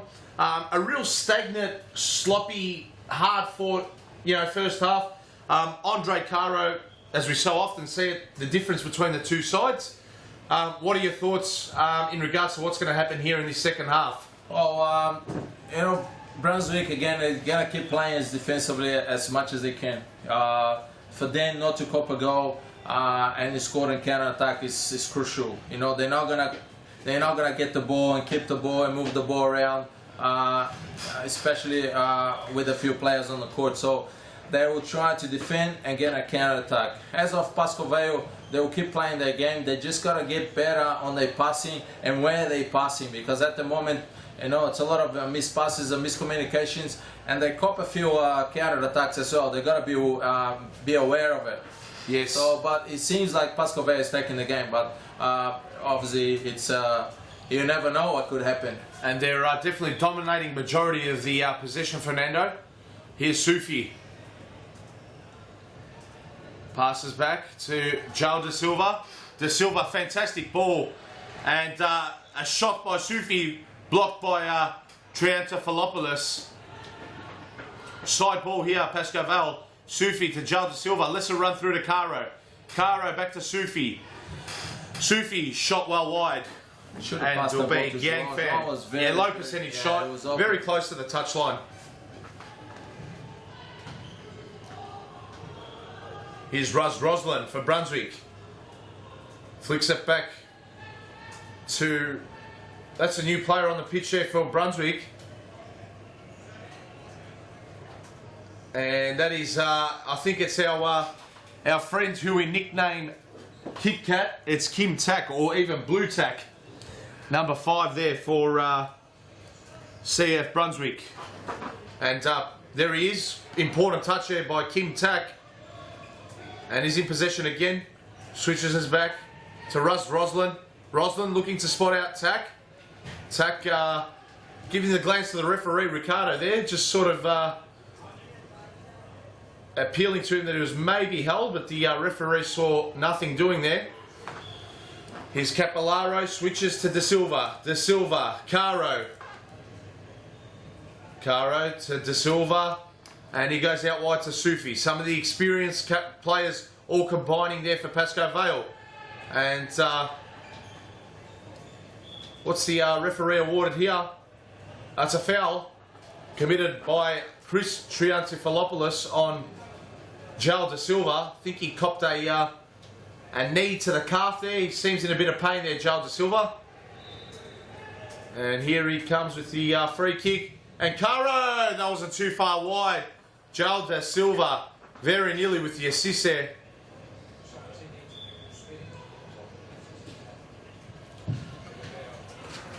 And it's a side ball here to Pasco Vale, deep in the defensive half. And we're going to go to the sidelines. Morgan, Wyatt, you have an update for us? Bench there, up and about at the moment. I think they really feel they're still right in this match. Got Apostolakis from the sideline just barking out instructions and really vocal and animated. So it'll be interesting to see what happens in these next few minutes, whether Pasco Vale can consolidate their lead or whether Brunswick can hit back. Thank you, Morgan, for that. Well, it's good to see that the Brunswick boys are in good spirits. They have absolutely every reason to be in good spirits. They're only 1-0 down. We've played a good solid 4 or 5 minutes of this second half, Fernando. So there's 18 minutes left on the clock. I know it's very, very tough to score against Pasco Vale, but look, there is definitely a chance that they can score 2 goals and put themselves in a winning position. Of course it is. It's an open game. Like you said, that's a poor pass from Sophie. Almost very nearly made Brunswick pay for their poor passing. As I was saying, I think Pasco Vale are only going to pop a goal off as a counter attack, the way it's looking. But they are forcing the ball, they are getting exposed in the back, and they probably will get a few counter attacks. I don't know if they'll pop the goal, but they will get it as they did already. So they have to. Joel De Silva. They have to watch and leave goal as a player, recovery as the last man there, and they're not doing that. Andre is playing, and then he's leaving a lot there, and no one's staying in the back there.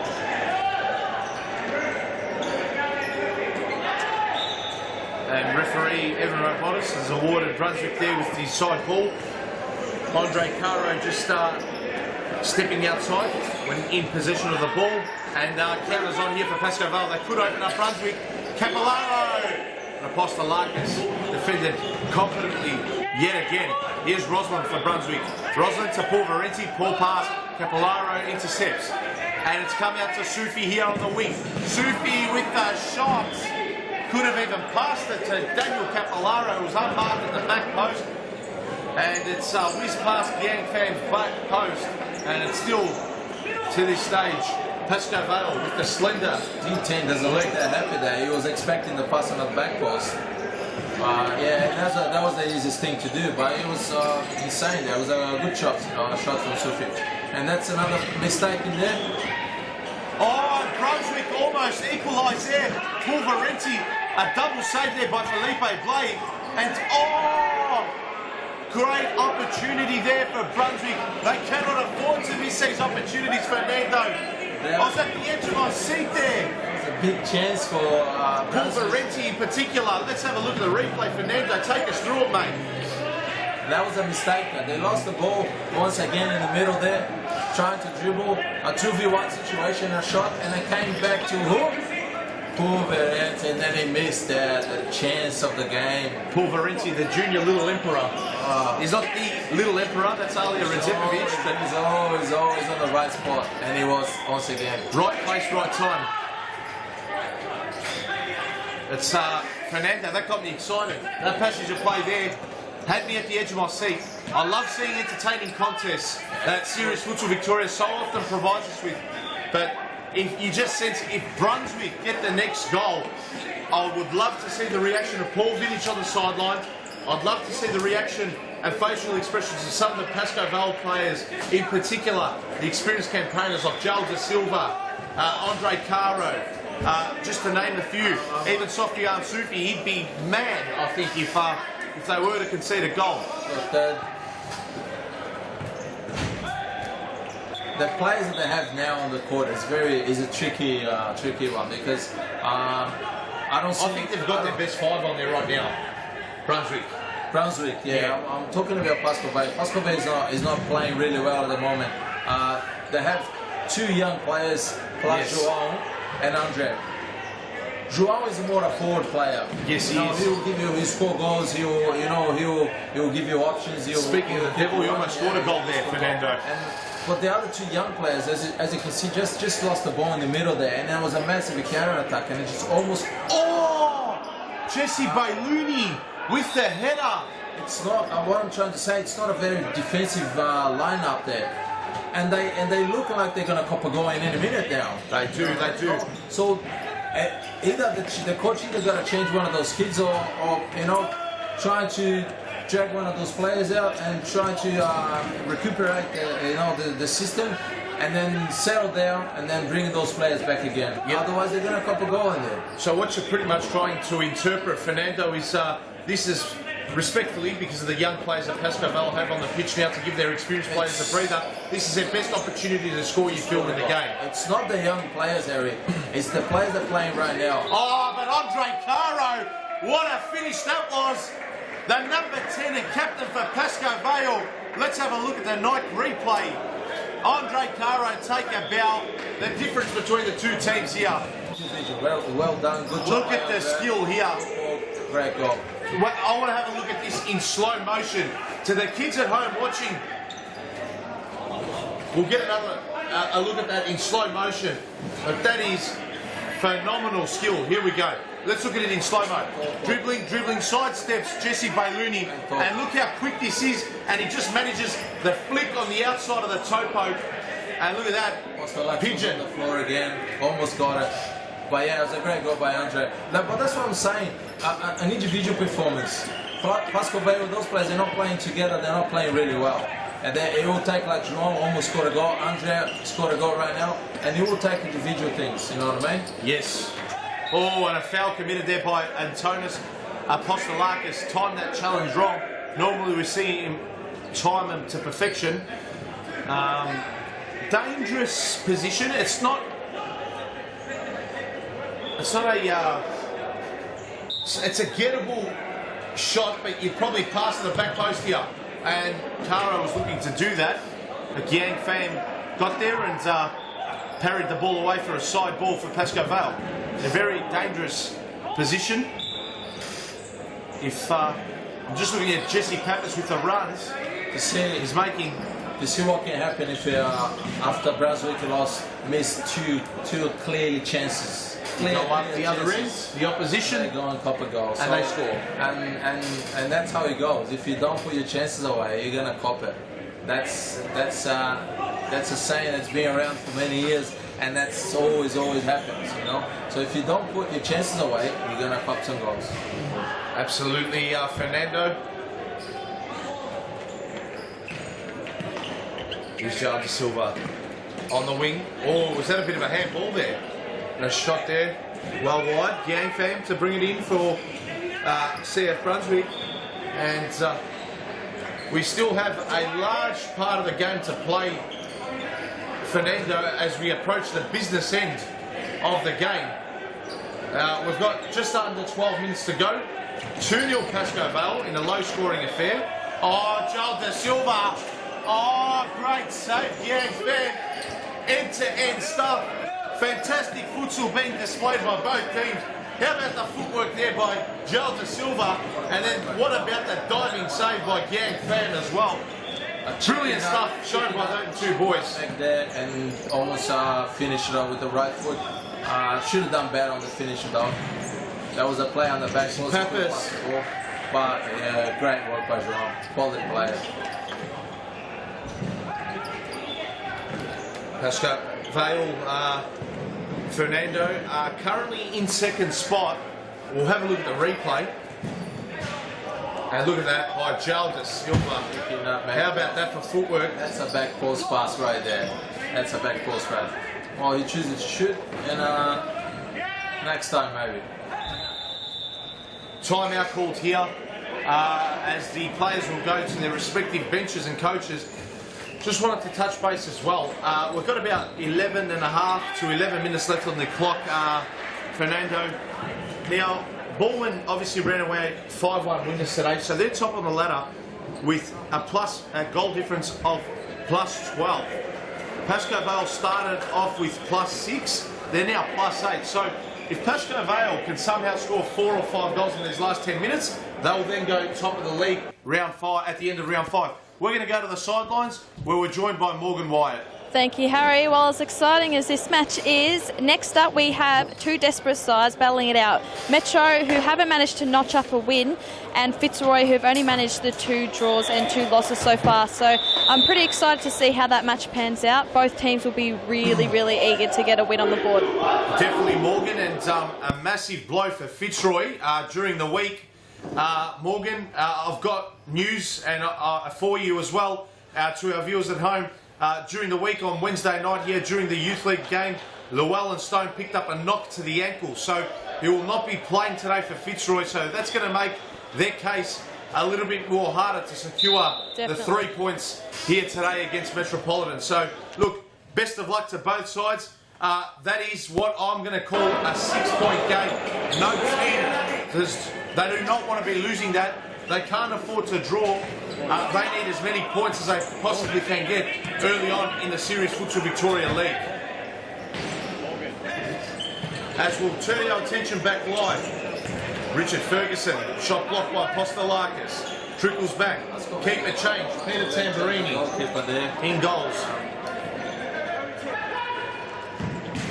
Shot there by Jalda Silva, that stung the palms there of Gang Fang. You just heard that slap from the commentary box, Fernando. It seems like the game is a bit more open now.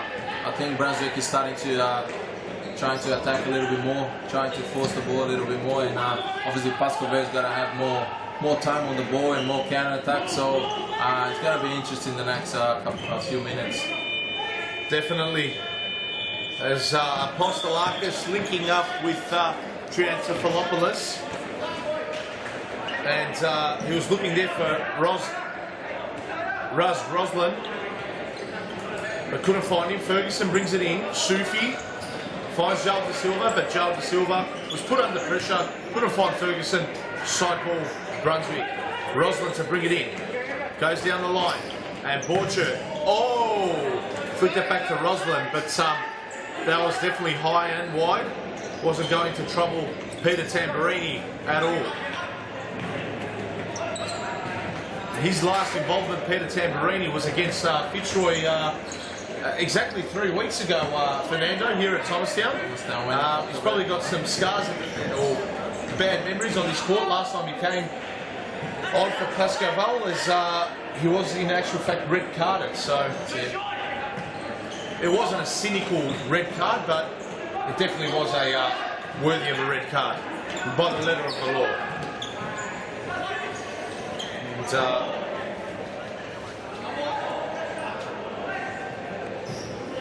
Here's a side ball to Pasco Vale. Richard Ferguson. Takaro. That was wide. And it's going to be Yang Fan to bring it in. Rolls it to Apostolakis calmly. Apostolakis to Roslin. Back to Apostolakis, back to Roslin. Roslin looking for a through ball to pick out Triantafilopoulos, but couldn't do so. Sufi stood tall there in defence, done well. Ferguson makes it 3 for Pasco Vale. Fernando, that's game, set and match now. Great ball by Sufi there. See, how strong was he there? Good movement, through a ball, and it's a good finish there between his legs. I don't know if he meant it, but that's the only way the ball was going to go, and he did. And that's 3-0. That's it's pretty much the game's done. Yeah, it is. Pretty much the game's done. I know it's got a long time to go, but it doesn't look like Brunswick's going to get back on. No, I don't think so. They're not creating, they're not putting pressure on the ball, they're not. It seems like they're happy with the result right now. Yeah, now they have been gallant, but now is a time where fatigue starts to kick in for Brunswick. Pasco Vale just passing the ball and knocking it around and making Brunswick do all the chasing. It could quite easily end up 6-7, maybe even 8-0 now. It is currently 3-0, if we can change that on our TV screens to Pasco Vale 3, Brunswick 0. They have been gallant, like I said, but the floodgates could open up now, Fernando. So it seems like it's going to go more goals to Pasco Vale than Brunswick to come back. Well, if they win 6-0, they're level goal difference with Bowen on top of the ladder. If they win 7-0, they'll take top spot after round 5. Yeah, that's it. Shot by Pulverenti. Well wide. Good effort though. Difficult from that angle, especially when you've got Richard Ferguson breathing down your neck. And Tamburini just rolls it out to Capolaro, who goes to De Silva. Can Daniel do a trick for us here? No, opts to pass to De Silva. And they're just chewing up seconds off the clock now, Pasco Vale. They'll be content with this lead. De Silva.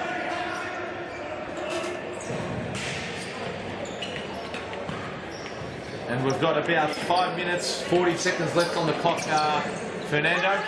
Pasco's just, that's what we call a cooking the game right now. Like just keeping the ball, not forcing the ball too much, just passing the ball around and make sure the clock is running and they're going to win the game. Absolutely. As you can see on the backcourts as well, the yellow shirts there are of Fitzroy, and Gang Fam has taken out Daniel Capolaro. I think he'll be given a card, and rightly so. Free kick here to Pasco Vale. Just missed the time of the ball there, and the ball was spinning, and it came out to kick the ball and missed the time, and it just got Danny there. It was a bit of a missed timing. Yep. And a shot, De Silva over the bar.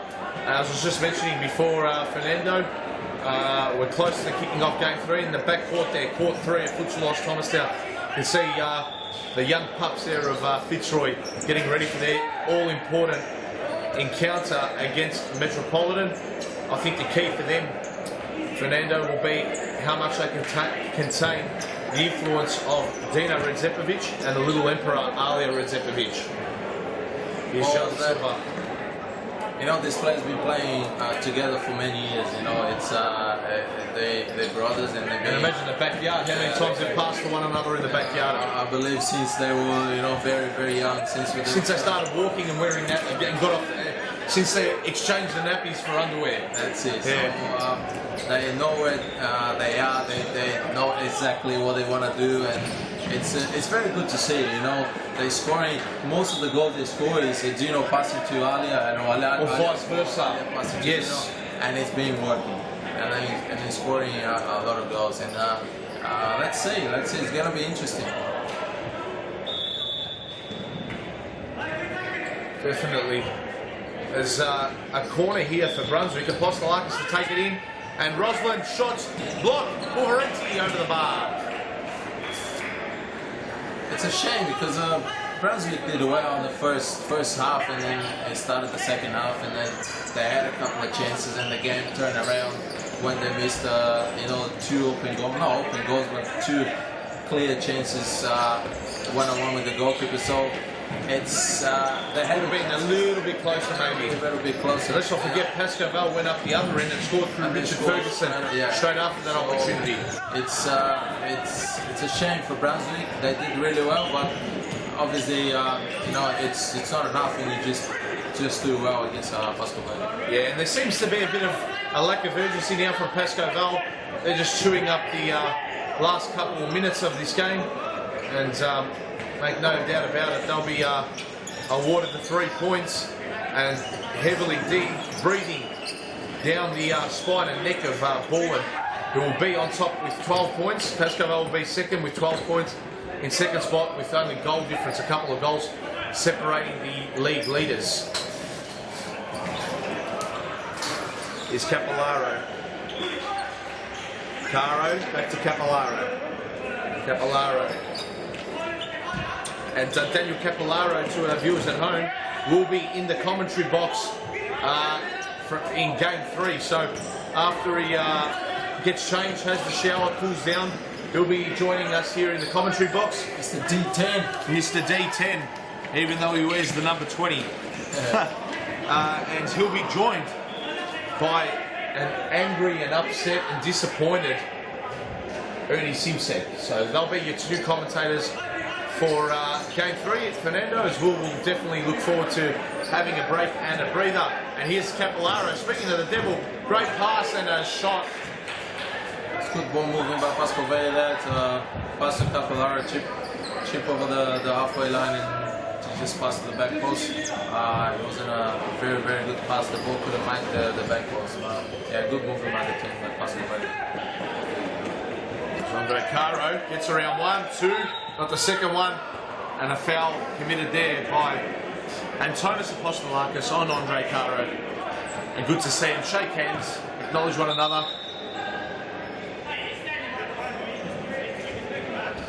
And that's very undisciplined by Antonis Apostolakis.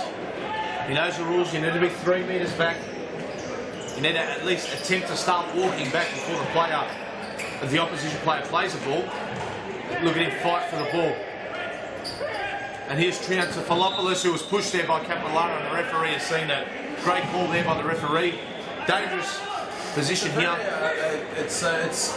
didn't understand that.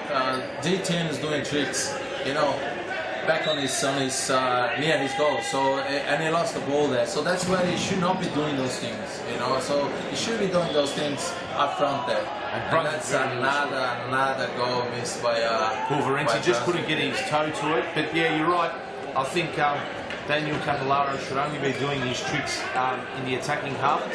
Yeah, but let's have a look at the night replay of this golden opportunity missed by Brunswick, and that's a just missed kick. That's an intelligent pass by Apostolakis. Great across pass, also. Great pass to back post. Yeah, and Pulverenti just couldn't get his. If he just put his chances away today, you know, it should be a different story.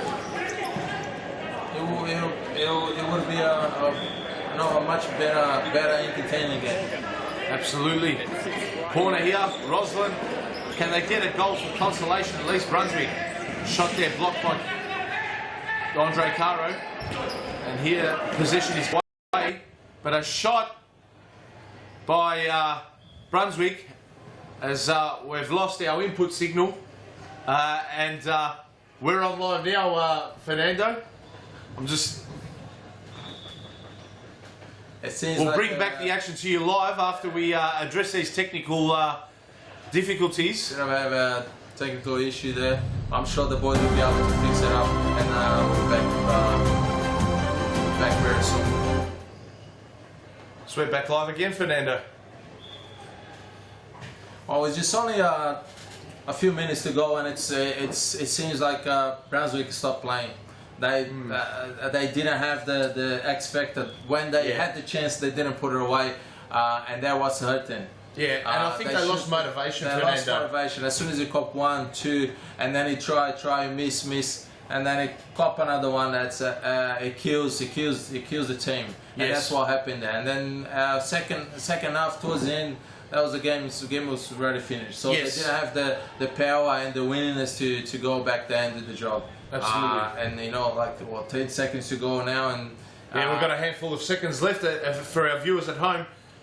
We'll bring you an update if there is a goal that's scored, but at this stage, as you can see, the scoreline, top left-hand corner of screen, reads Pasco Vale 3, CF Brunswick 0. Comfortable but not convincing win for Pasco Vale. Sure. On the other hand, they did enough just to win the game. To win, exactly. And they didn't play really well, and they should be preparing themselves better for the next game. And they're going to be versing Carlton next week, and it's going to be a very hard game. Carlton needs to bounce back, and that's a team that's been hurt. You know, they've been up many times. They've been dropping games, dropping points, and they've been playing well. They've been scoring goals.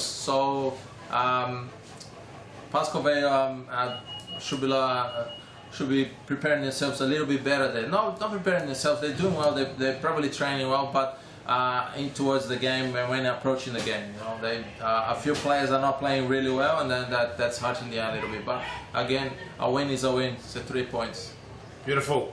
And we're going to go to a video now back in March when Arnold Schwarzenegger visited Futsal Brunswick. Big Arnie.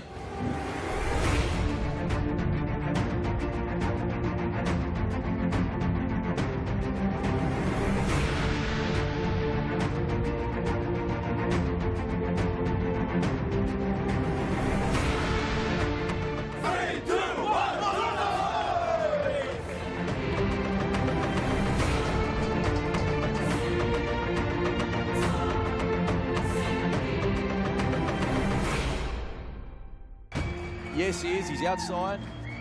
He is outside. You can see the Terminator from here. The moment we've been waiting for. The biggest moment in Futsal history. The Terminator, he killed the Predator, was the governor of California. Ladies and gentlemen, a huge round of applause for Arnold Schwarzenegger!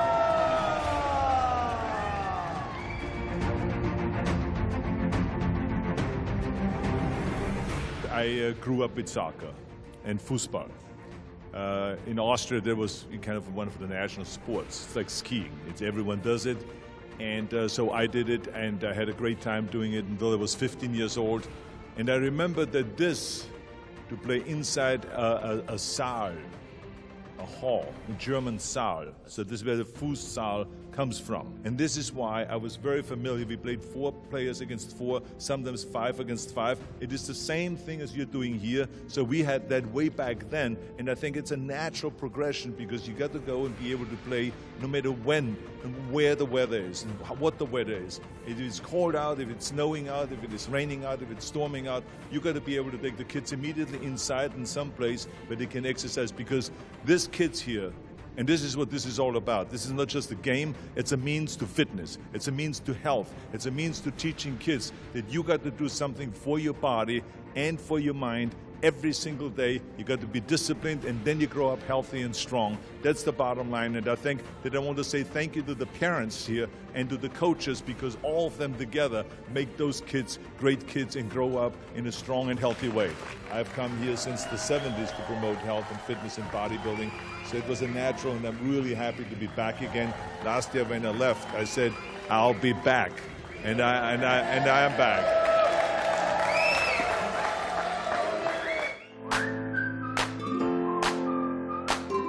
Before your next game, check out the latest futsal gear in one of our Futsal Oz shops. Located at each of our stadiums, you'll find the best products you need to win your match. Futsal shoes, team kits, apparel and merchandise, socks, shorts, shin guards, goalkeeping accessories and match balls for practicing or playing. There's nothing you don't need that we won't have at the Futsal Oz shop. Located at all our Futsal Oz stadiums, Brunswick, Mount Evelyn and Thomastown. For more information, visit futsaloz.com.au.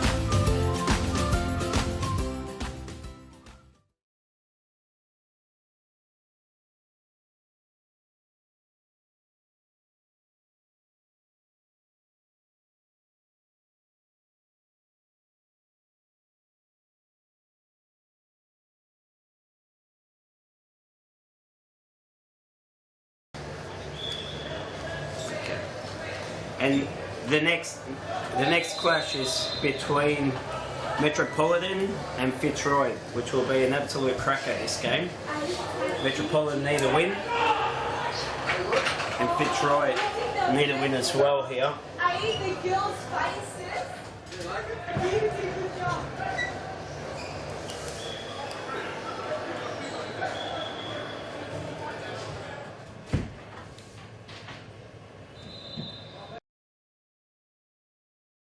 It looks like Liam Digby will start. Number 40, Ali Redzepovic. Number 10, Alex Kobo. Daniel Slovacek on the ball right now. Will kick off. And the 5th player for Metropolitan is Sally Sheffield.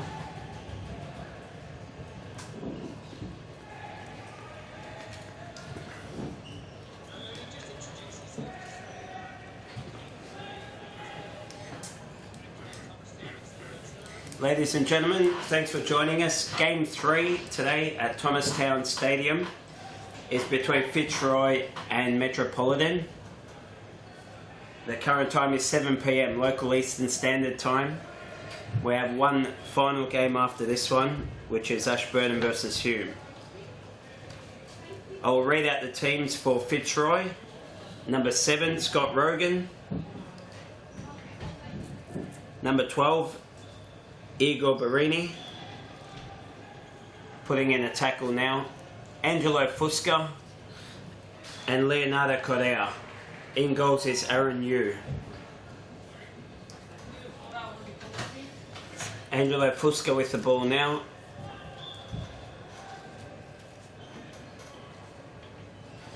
Patient play from Fitzroy.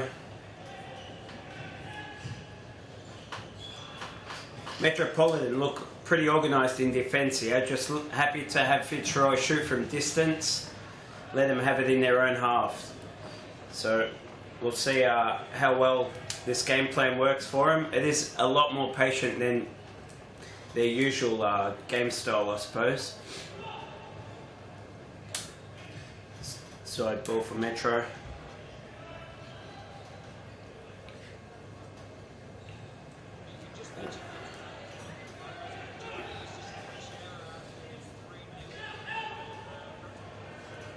Alex Cobo on the ball right now, looking for some options. Out to Sally Sheffield.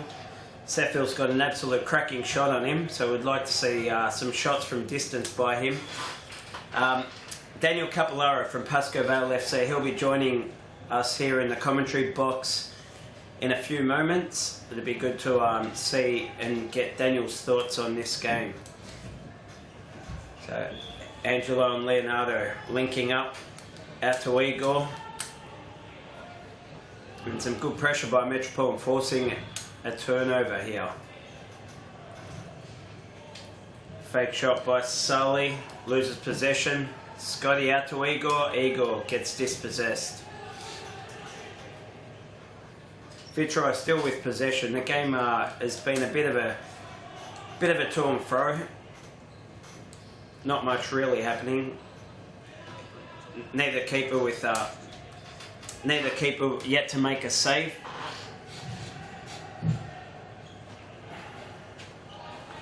So the previous game, Pasco Vale, 3-win winners over Brunswick. I thought Brunswick played really well.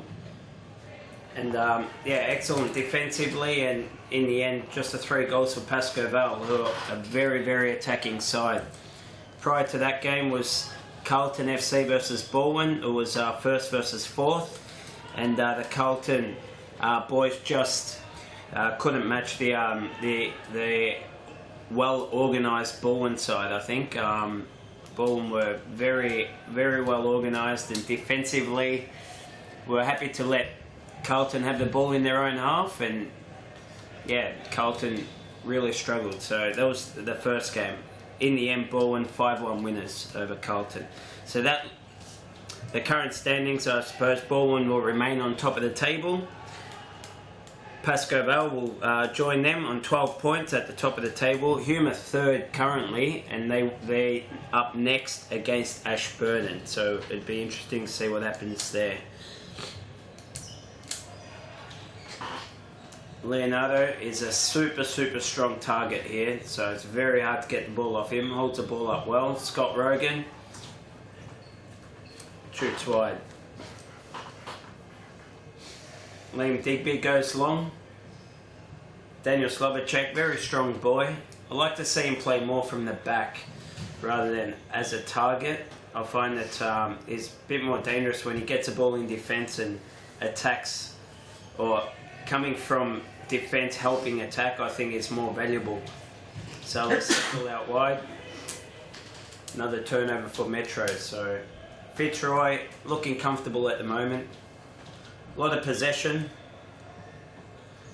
However, for all their possession, they haven't really created many clear chances yet. So Metropolitan defending really well till now, not giving them easy chances anyway. Corner's been called. Scott Rogan on the ball.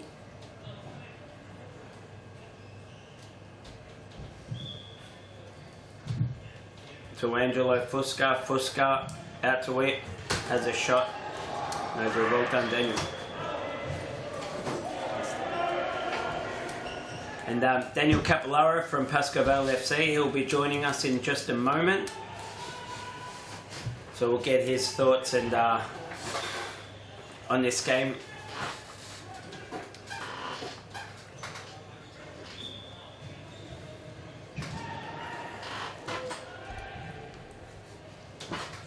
Ladies and gentlemen, I'd like to introduce Daniel Capolaro. Thanks for joining us here in the commentary box.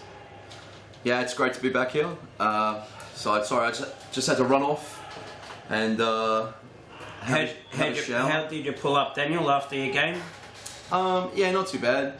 I spend a fair bit of time on the bench as usual, so no, legs are still pretty fresh. Still like fresh? I feel like I played another game. Another game? Yeah, definitely.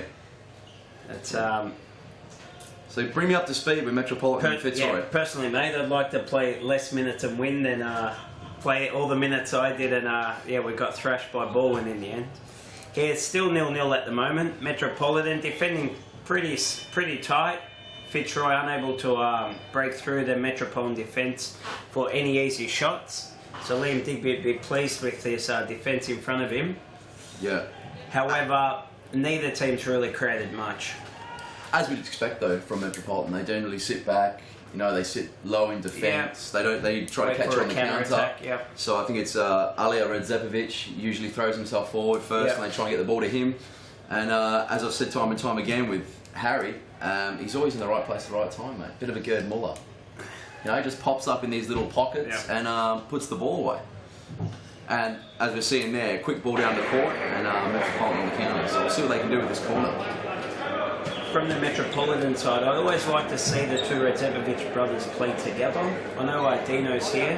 He might be on the bench, or maybe he's not playing it. I haven't seen him yet, but so I'm hearing that he's not on the bench. So for me personally, I believe the two brothers, when they're playing together, they're very. That's where all the creative. That's where all the goals are created between those two. If one doesn't score, the other does. So.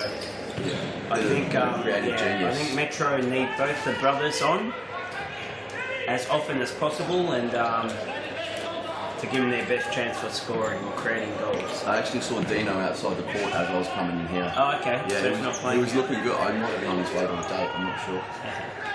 No, he wouldn't be on a date, mate. Jimmy Soufis with the ball. Perhaps. Jimmy nearly getting himself on the score sheet there. I think he was telling Scotty that's where you should have been. Alex Kober won the ball out wide to Sheffield. So Alex Kober, super futsal brain. He knows a lot about the game, very tactically minded, many years of experience. Yeah, definitely. Runs his own academies, doesn't he? AC, Alex Kober Academy? Yep, AC Academy. He heads up his own academy there, and he's doing a fantastic job. He's take kids to Madrid, don't they? Yeah, Alex has taken a few tours overseas. I think he does it annually, but more so than that. Oh my God, he's absolutely rocketed. Speaking about the man himself. Hit the crossbar with an absolute rocket. Before that absolute thumping shot, I was about to say Alex Kober has nurtured quite a few young absolute stars in a few recent years. A couple of them now playing for the Melbourne City youth teams in outdoor. So yeah, Alex is a fantastic coach, and more importantly, I believe, he's a fantastic person. So all the best to Alex. Yeah, definitely, very nice guy. Just as we see there, nice turn on the line, and ball across, and Alija Redzepovic just not getting the connection he wanted on that ball. And we might have seen a 1-0 score line. The little Emperor there, in a little late on the challenge. Who's the little Emperor? The little Emperor is Alija Redzepovic. Alija Redzepovic, the little Emperor. He's small in, he might be small in size but gee, he's got a big heart, and I think when Ali yells or Ali's got something to say, I know I played a few seasons with Ali, and I've known him for many years as well. When Ali speaks, the rest all listen, that's for sure. Yeah, he's scared me a few times, that's for sure. Yeah, definitely. Very nice guy off the court though. And he's got a young boy as well. Fantastic off the court. A young boy that's now... He's an absolute gentleman. I think he's in the... Is it innocent? Little Errol. Wave to little Errol if he's watching. I'm sure he would be. So yeah, lots of futsal in the Red Zapovich family. Here we go, Fitzroy with the corner now. Fitzroy very good with set pieces last week. As you... I did see you had to listen to the live stream on the playback. And you're unhappy that I called it, that Fitzroy were going to equalise off the set piece. So as we know, Fitzroy very good off set pieces. Jackson and that man Jackson as well. Jackson absolutely killed Carlton last week. He had a fantastic game. Yeah, two bits of great flashes of great skill. That's it exactly. And change the game. Yeah, Fitzroy with the side ball now.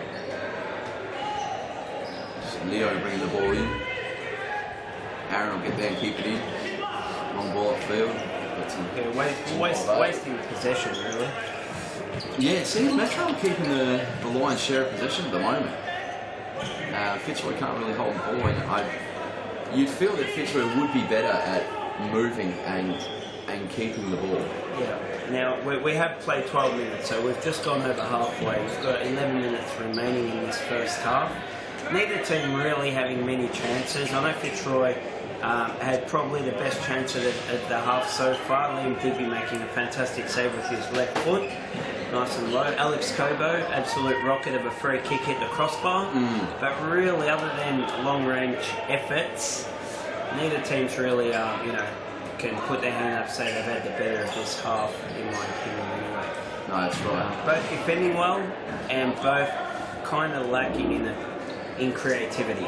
Nice bit of skill from Igor Vanoni there. Igor, he's a fantastic, he's a very good player, and he's a fantastic gentleman off the field. I know he coaches out at the Brunswick Futsal Stadium. Yeah, he does. He coaches a few teams there, but I've had a few chats with him one-on-one, and he's a lovely person. Heavily involved. I think you can say that about most of the staff in Futsal, if not all. The staff, I wasn't saying it because he's staff, just because really the few chats I've had with him, I've thoroughly enjoyed him. So I've enjoyed his company, and he's a gentleman. Definitely very nice guy. That's agonising. That's Mo on the ball. Yeah, with that wayward pass, it looked like a clearance to be fair, and then and Igor just not being able to put the ball away. Scott Rogan to bring it back into play here. Scotty plays out wide to you. Is that Llewellyn? Llewellyn, who just no, it's Jimmy. Jimmy's number 17. Llewellyn Stone's not playing today.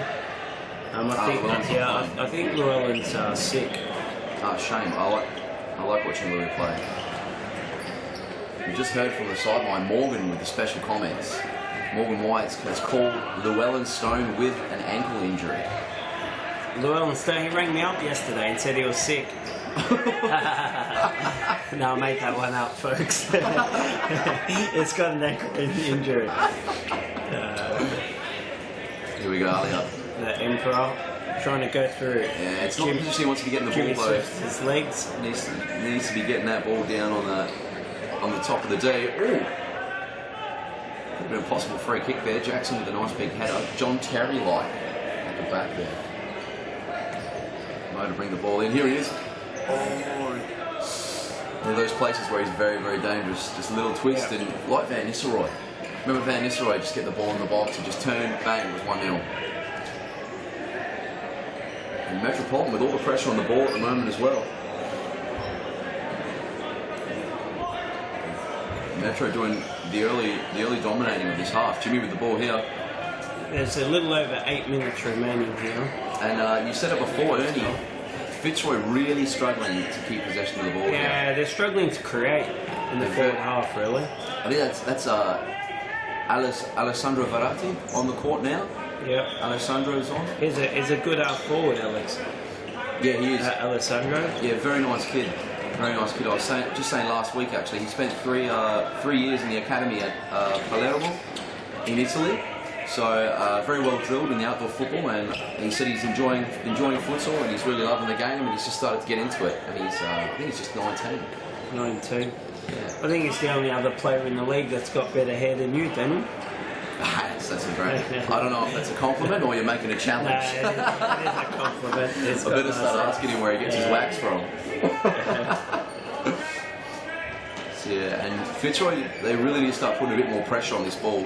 Pressing with just one man is very, very difficult. There's always seems to be an out ball for Metro. And as I say that, they kick the ball away. So here's Jackson to bring the ball in for Fitzroy. Alessandro, back to Jackson. Lovely ball to Scotty Rogan. Shot. It's just wide of that left post. Digby in goals? Yeah, Liam Digby's in goals here. Doing very, very well. Having a good season. He's kept Metro in some games. He's been making some good saves. I think he's... The thing about Metro currently, they've conceded a lot of goals this season. I think they've conceded 31 looking at the stats. It's the most in the league. The next closest is 20 goals. However, I wouldn't attribute the majority of them to anyone other than poor defending. So, as a goalkeeper, you know... How many shots have people had against Metro? Yeah. Can we get a stat on that? There's been 326 shots. And only 31 goals. So only 31 goals. So Liam's done a fantastic job, but yeah, he seems to make some fantastic saves, and then every now and then just lapse, I think. Concentration, cop a goal, and he beats himself up a little, you know, about conceding a goal and then before another second one. But here's Leo. Had to go the other side, and now the counter. Great save. Aaron Yu. Aaron. Done there, good save, Aaron. So, Jem Bidjad, I don't think he's on the bench for Metro. I haven't seen him. He might be there in different talk. Great save there from Aaron. If I was a keeper, that's going straight. Harry Manaris is backup keeper in this game. No Jem Bidjad today. Oh, here we are, back on the bird's eye view. Leo with the shot. Back down to ground level with the save from Digby.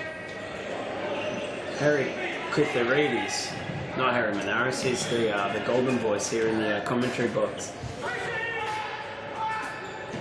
Aaron with the long ball, trying to find someone forward. There's nobody. I believe that's a timeout there.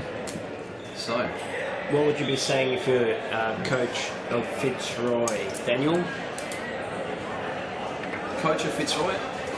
I'll be saying, let's be more patient, let's move the ball. I know that Fitzroy, they actually train and put into practice a movement. So in order, a system in order to keep the ball from the back. Doing this and also putting more pressure on the defence. We're just about to go to an advert. Let's go to an ad, folks. Futsal Oz shop. Before your next game, check out the latest futsal gear in one of our Futsal Oz shops. Located at each of our stadiums, you'll find the best products you need to win your match. Futsal shoes, team kits, apparel and merchandise, socks, shorts, shin guards, goalkeeping accessories and match balls for practicing or playing. There's nothing you don't need that we won't have at the Futsal Oz shop. Located at all our Futsal Oz stadiums, Brunswick, Mount Evelyn and Thomastown. For more information, visit futsaloz.com.au. That was the Futsal Oz shop. Fantastic advert, that one. We love the Futsal Oz shop. You get all your Nike polos there. I saw you, Ernie, were selling a pair of socks to a gentleman. I sold a few pairs of boots that day. I have noticed in that advert, people are only buying socks. Yeah, socks, shin guards, shin guard holders. Yeah, Grant, you might even catch Grant in the store. But, that was good. He likes people to be quiet though, doesn't he? We had a good little laugh here in the commentary box. Daniel got told off for talking during the ad break. Oh, it feels like I've just been thrown under a bus. Alright, Mo with the free kick here. Let's see what he can muster up. Oh, it's the old fake shot. Great save from Aaron. Great save from Aaron. With a fantastic shot. He actually needs to do it. He needs to have a few more shots here. Aaron Yu will be up to any long shot. However, the idea there is have a shot, let Aaron save it, and someone make sure you're there for a follow-up. Get a simple tap in. I don't think we see enough follow-ups on the saves. Angelo on the ball now. That's Alessandro Jackson. Yeah, this is the movement we're talking about. Fitzroy doing much better now with the ball. And hopefully they start pressing. They need to put pressure on this ball. Morgan, how's it look from the sidelines?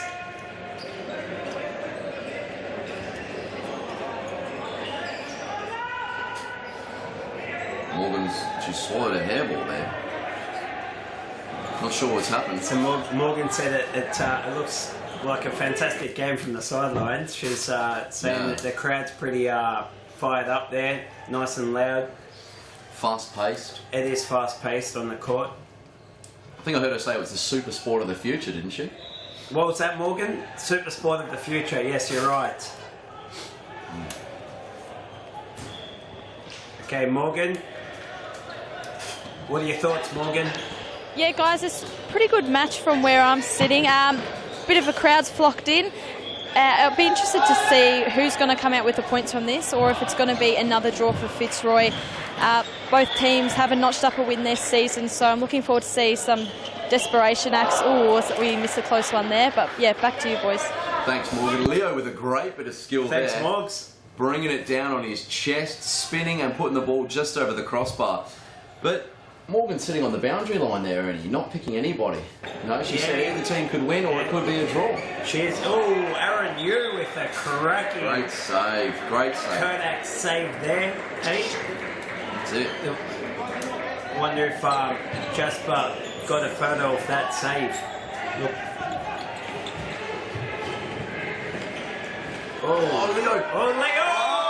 Oh, look at that header. Opening goal. There it is. First tries to chest it in, pops up, and he goes, you know what, I'll just put my forehead. Let's see a replay of this goal. Let's have a look at this replay. Let's check the replay. Here it is. Look, there's Leo. He's passed it to himself. Crossed it to himself. There it goes. Off the old fire. And he... No, keeper and Mo, they have a fight. Well, he's done well to get the second effort there. Yeah, great header from Leo there. Excellent. Big frame. In the final minute. Getting above this the first half. So 1-0 to Fitzroy. And that's 32 goals now. 32 goals, yes. Unlucky. But again, it is very unlucky. Yeah, the defence of Metro, it's been good this half. Oh, and he's like, Jackson, he should have shot her. Oh, another one, Leo, with a quick fire double. Let's go to the replay. In less than a minute. Let's have a replay of the goal. Here we go. Leo lets it run. Jackson plays it back and he wins the ball. And Leo with a great toe poke right into the bottom. It's a great finish by Leo, but the lesson in that for any kids watching is don't take anyone on, especially in the back. So there, Mo, he tried to do a pirouette with the ball and got dispossessed top of the D, top of the semicircle, and I mean, anyone shooting from 6 metres out, typically, the odds are in his favour. So it's a lesson there, not to go dribbling. Yeah. Over your goal area. All of a sudden, it's 2-0 here. It was 0-0 a minute ago, and now we're looking at 2-0 to Fitzroy. So the Metro boys would be furious with their final minute of this first half. Just on that, you were talking about dribbling on the top of the D. Now, there's not much space in futsal. So, in football, we would say traditionally, you don't dribble in these areas, you know? You put it either high, wide, and handsome. You might have heard that one. Or if in doubt, put it out. Yes. Here in futsal, though, if you're aware, if you're spatially aware, and you know who's around you, that's where I think the error was made. Yeah. Because I believe that if he knew where the defence was in that situation, he could have turned away from where the players were, as opposed to turning into them. Yeah. So there's a difference in between, dribbling or holding onto the ball or trying a blind turn, I suppose, in defence. Yeah. And that's the thing. So that blind turn there in defence, trying to turn behind him as opposed to pushing in front of him. You can dribble out of defence, but the way he went about it was more of a blind turn. So unaware of where the attacker was, he got dispossessed and led to the second goal. Yeah. So. What would you like to see in the second half of this game? In the second half, I'd like to see Metro keep going with their with the way they're defending, because they have frustrated Fitzroy. Fitzroy haven't, take away that last minute, they haven't really been able to get in at Metro's goals and have any clear shots at Liam. So they're defending well, I think, but creative, they need to create a lot more in attack. Now, I keep saying with Daniel and Alia, having one is having one away does make the job a lot harder. But anyway, we'll touch on that after this commercial break.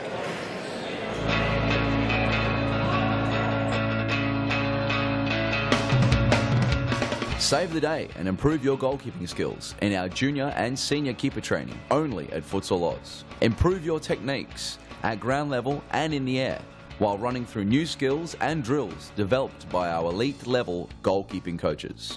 Become perfect post to post in our comprehensive goalkeeper training.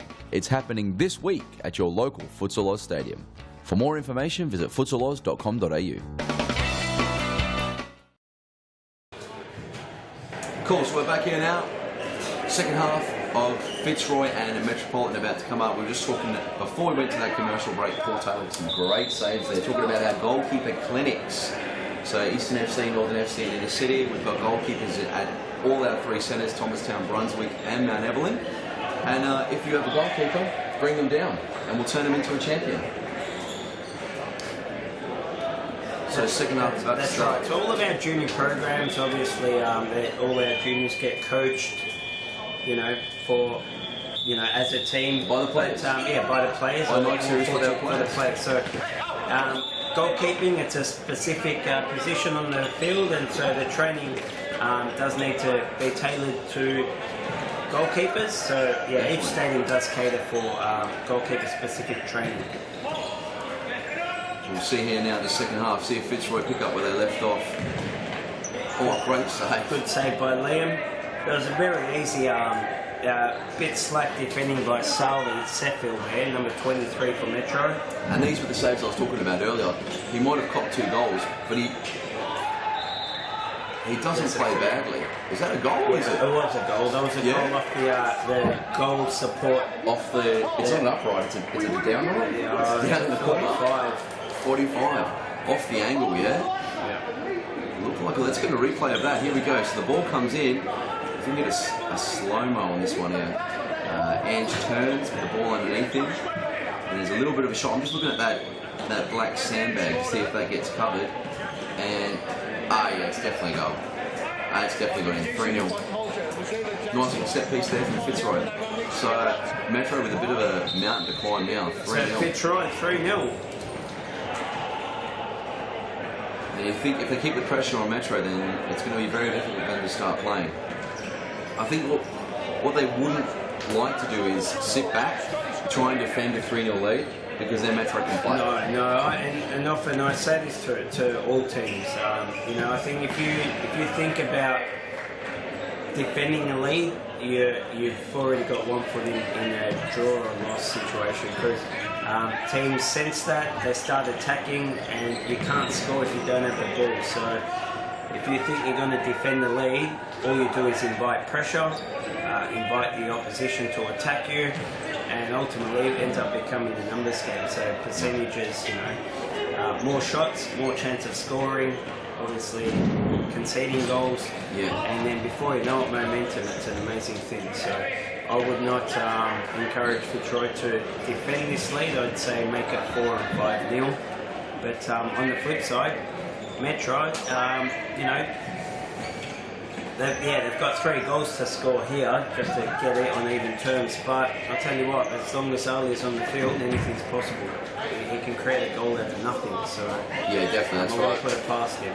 And Metro have scored 4 in the matter of a minute before, so many times. You can never go to sleep. But what I would like to see from this Metro side that we haven't seen, I'd like to see number 23, Sally Settle, with a few more shots. Even if they are from distance, Aaron will make a save.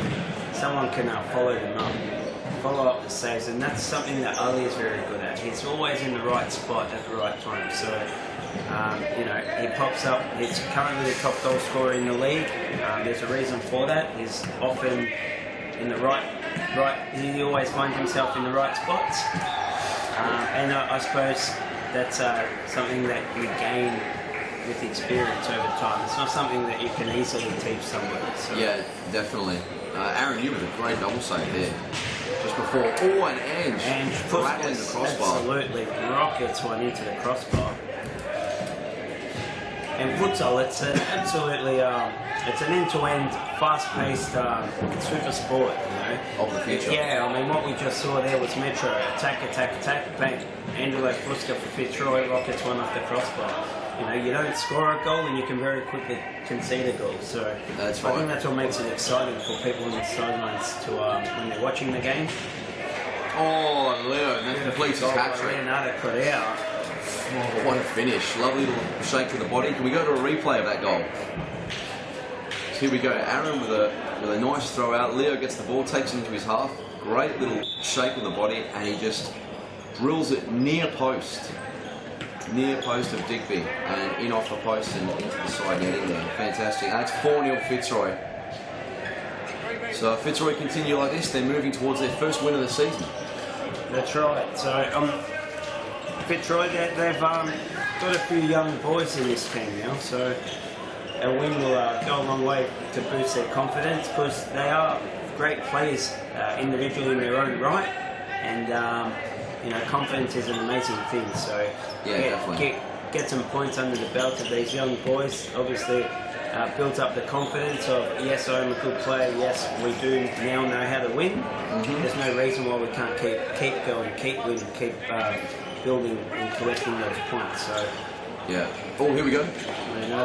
This could be. Oh, great save by Aaron Yu again.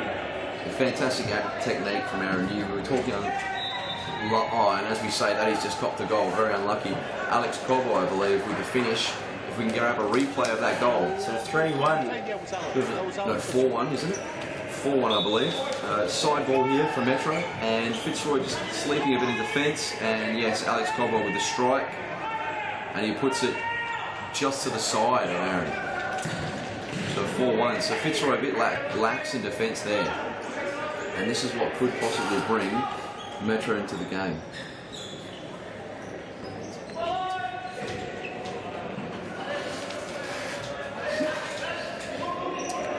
So both of these teams without a win then?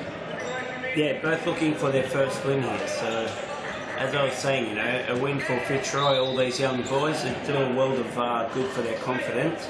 Leonardo Correa, number 11 for Fitzroy. He was playing for Pasco Vale last couple seasons. Fantastic player, very, very strong target. I've seen him hold off 6 players on a futsal field, and they can't get the ball off him. So yeah, super strong, very good player. He's a leader as well. So yeah, great pickup by Fitzroy to pick up someone like Leonardo. He's got great experience as well, and he'll just he'll share, he'll pass on that experience to these young boys and build up their confidence as well. So. Yeah, definitely. Jackson with the way with the ball there, but here we go. So this is another side ball for Metropolitan. Yeah, and this is what young teams or younger players, inexperienced players tend to do, is give away cheap possession, and then it's unnecessarily invites pressure. So now Metro's got an attack out of nothing now. So we go Metro being able to hold slow, patient build up by Metro. Daniel Slovacek. Aaron Yu with a save. Very good player, Daniel Slovacek. Yes. The first time I saw him was down at Mount Evelyn. I think I saw him in the junior FAFL, I believe. Might have been, I believe it was him. And very good feet, very good skills. Very dangerous when he gets the ball. But it seems now that Metro, that's Jackson Shaw on the back post. Big let off there. I've seen you do that a few times. I have, yeah, I have. I've never done that in my life. No, not at all. Not at all. All players do it, so nothing wrong with that, Jackson Shaw. Well done by Jimmy Sufis to pick out Jackson there at the back post. Yeah, so great ball. It's a futsal 101 type play, that one. Futsal 101 goal where smash it across to the back post, simple tapping. Because the goalkeepers in any league, or especially in serious futsal, they're at a high standard, high level. They typically save, you know, shots that are coming from distance. Yeah, definitely. So if you can smash the ball past the goalkeeper to the back post, it's a simple tapping. No goalkeeper to worry about. So they're simple futsal goals. Leo bringing the ball in. Scott Rogan has a rest, comes back on. He's spent a bit of time resting, Scott Rogan. And if anyone at home wants to get involved at Futsal Oz and wants to know how they can step in to possibly the night series futsal and be recognised to play in this elite league, you can play in our social leagues. So we have elite men's, women's, mixed competitions at our 3 centres, Mount Evelyn, Thomastown and Brunswick. And you can find that at futsaloz.com.au. Yeah, the social leagues, I'll play some social leagues with various teams. One of them was a family team, so I played with my 2 brothers and my brother's 2 boys. So my 2 nephews, so a team all you know, 5 Simsecs. There's a few father-son combinations. Was that the team name? The 5 Simsecs? Well, actually it's called, yeah, the Simsec 5. Yeah, the Simsec 5. So that was a family team. We've also played against a couple other father-son combinations. Yeah. I know in the mixed league there's a father-daughter combination as well. So, you know, social leagues, it's a great way to get involved. Once a week, twice a week, have a run around. Workmates, get your workmates together, you can play in the mixed leagues. Yeah. Yeah, men's and there's even women's only league. So definitely.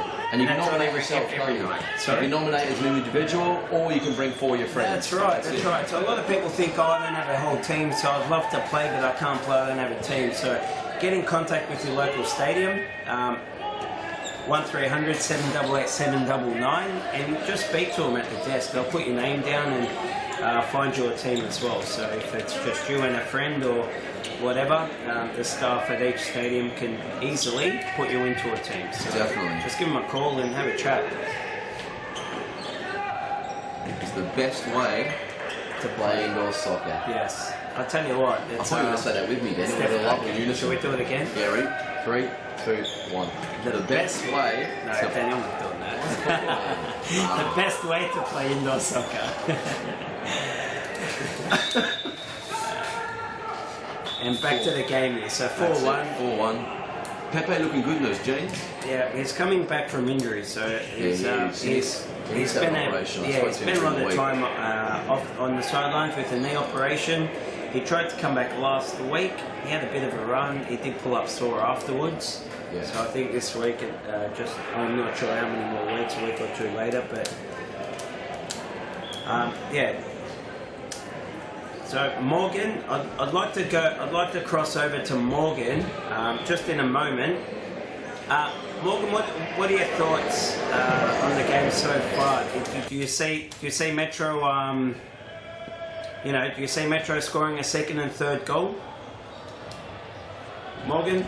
Oh, thanks, Ernie. Yeah, look, it would be interesting to see if they can. I know it's a long season, but they're looking that they're going to slump down to relegation if they keep going the way they are. They really need to step up, otherwise, yeah, it's pretty early in the season, like I said, but yeah, they're looking at relegation if they don't start kicking off their season now. So they've got a lot to prove in this last little bit of the match.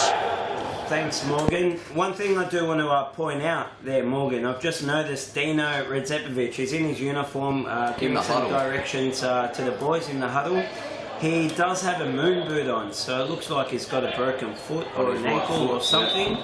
So that's obviously at least a couple of week injury there. So it might have been that Louis was sick and Dino had the sore ankle. Yeah, perhaps. But so that's not good news for Metropolitan, because I've always said, and I'm a big believer of Metropolitan, all their creativity, all their goals, or a lot of them, they come from both the Redzepovic brothers. So they're not as effective when only one of them play, I believe, because I feel like when they're both playing as defenders, one will, you'll shut out or you'll defend one, and the other one pops up with the other one. That's it. Yeah. You try and stop the other one, then the other one pops up with a goal or create. So, only having one of them playing, I feel like maybe it's a bit too much for one. No, definitely. No, I understand. So, Metro is much better with Red Zepovic plural. That's right. Two is always better than one. Yeah, two. The two Red Zepoviches are better than one. Yeah, that's it. Definitely. And here we go, Scott Rogan. Yeah, straight following up as well. Some nice feet before down there in the corner to beat his man. He came inside. He could have possibly shot earlier, and again there, taking his defender down the line and cutting the ball back across. So Metropolitan have subbed their goalkeeper. They've made a change. Harry Kitharidis in goals, replacing Liam Digby, who I thought did a great job tonight. Does he? Made a couple fantastic saves. Solid game by Liam tonight. Well done. Has Harry played on the court before for Metro? No. No. Harry's strictly a goalkeeper. Okay, he is too. Yeah. I was thinking of someone else. But yeah, interesting that, to sub the goalkeeper. Yeah, look, most, I mean, all teams have 2 or 3 goalkeepers. Yeah. It's not unusual to give goalkeepers half-half. Yeah. Their coach believes, they're both of equal ability or for whatever reason. So with both keepers, if you don't have much to, split them, often you'll see them just play half a game each. But look, I'm not sure. Maybe even perhaps Liam was, for whatever reason, he's come off. Yeah. Rumour has it. Yeah, I don't mind. Rumour has it that their keeper came from Brimbank, but look, I didn't get it from a scholarly source. So, and there's Red Zepovic nipping up with a goal. Good ball style. That's it. 4-2 now, and they're back in the game. Well, they're always in. Let's go to a replay of that. Let's have a look. Yes, it takes 2 teams to have a game, Ernie, if that's what you're making a point at. But here we go. He got with the ball back to Aaron, and Aaron, you do not muck around with it. Well done by Alia. Yeah, whole ball's crossed the line. Yeah, definitely. Well done by Alia. Just propped up. Intercepted Aaron Hume. No need for the goal line technology there. Yeah. We've got Hawkeye here in the commentary box. Is that you? No, that's you.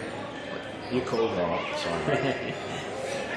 I'm not used to being referred to as a superhero. Here we go. Here's the goalkeeper again. He's just come on. What was his name? Sorry? Harry. Clitherides, yes. Clitherides. Quite the name. He's a big boy too, standing at 6'2.5". Very serious looking character. Yeah, 6'2.5", and he's 89 kilos. Well, they're just trying to turn there. Not sure of his Jackson taking the ball away. Here he is again on the break. Be looking for that. Oh, he's just trying to roll it through Alex Pobo's legs. And here we go. Pobo now on the break. And no, it's fizzled out nothing again. Aaron Yu with the ball. Here we go again. Another counter attack. Scott Rogan away with Jackson. The shot. Great save from Harry. It's hit him in that 7-foot chest. Yes. Not bad at all. They did well. They kept his... Ange Fuskas, unlucky. Just great save by Harry, down on his knees, but still managed to keep the torso nice and tall, straight, didn't twist his body as some goalkeepers do. Yeah, made himself as big as possible, so good strong save. Nice positive play there by Mo, taking it off from the back. Laying it off to Dan. That's Josh Slobacek, number 37. Josh and Daniel brothers yes. playing. So I just want to clarify and clear it up for Metro. These little chances they're getting, so these half chances like they had just then, where it's a 3v2, keepers on the floor, they need to start putting these away. These could come back to bite them later on. As 4-2, one more goal and then it's basically a gamble, and they can be back in, can be 4-4, and they've thrown away possibly their first 3 points of the season. That's right. So the importance of just shooting on target, even a keeper makes a save, someone follows up, or a corner, a simple goal, or a corner, exactly. So the importance of shooting on goals. So number 37 for Metro, I just want to clear it up. 37 for Metro, Josh Slobacek. And his brother Daniel is currently on the bench, who wears number 7. So the two boys, twins. Ali with a turn there. Are they twins? Josh and Daniel. Twins or a year apart? No, just same haircuts. Same haircuts? Yeah. Scott Rogan. We'll call them twins even if they are a year apart. That's it, yeah. Just got stuck. Great ball, here it is. Josh! Oh! Off that post. Aaron Hill was beat then. How did that stay out? Josh hits the post. Square post here in Thomastown. No, they're not. They're round posts. Hit the corner. No square posts at Futsal Oz, mate. No one believes in them. Definitely not. Square posts do not belong in any futsal or outdoor games. Certainly not. Of a high level. It's Olympic team handball, that. Here we go, Jackson now with the ball. Plays the line. Jimmy just trying to roll the ball past his opponent there. Side ball for Fitzroy, and we've got a timeout. So we've only got Daniel Slovacek on the bench and Sally Seffield. I'd like to see a few more subs by the Metro boys to keep the intensity higher. Okay, and we'll just go to an ad while the boys are having a timeout.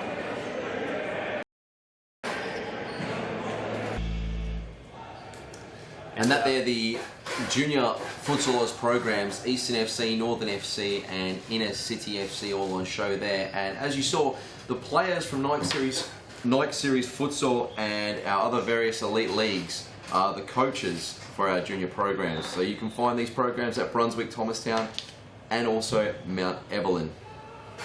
Back to the action now here, Metro with the ball. So after this timeout, how do you feel Metro would start to approach this match now? If I was the Metropolitan coach, I'd be saying let's attack a lot more. It is 4-2, so you know it is 4-2. So you know whether we lose 4-2 or 5 or 6-2, better we attack. Try and score a couple of goals. Let's gamble. That's the way I'd be approaching it. So yeah, higher pressure. Let's press their defenders a lot more. Don't let them get out so easily. Yeah. And yeah, you just never know. So, but I wouldn't be saying, you know, let's keep the ball at the back and play it out. Fitzroy defending very, very low now. So it looks as if they want to try and hold on to that 4-2. And, if that ball got through then, Metro would have been in for another goal. But yeah, we'll see how this game plays out. I think Metro are going to get back into it. I think this might finish 4-4. 4-4? Yep. I'm going to call 4-4 would be a cracking game to watch. So, I mean, I don't wish anyone to win or lose. Yep. It's not right from the commentators. Well, we're not making wishes. We're just we're not making wishes. Yeah, but on the way the balance of this game, I think Fitzroy have taken their chances. You know, laps there for half a minute.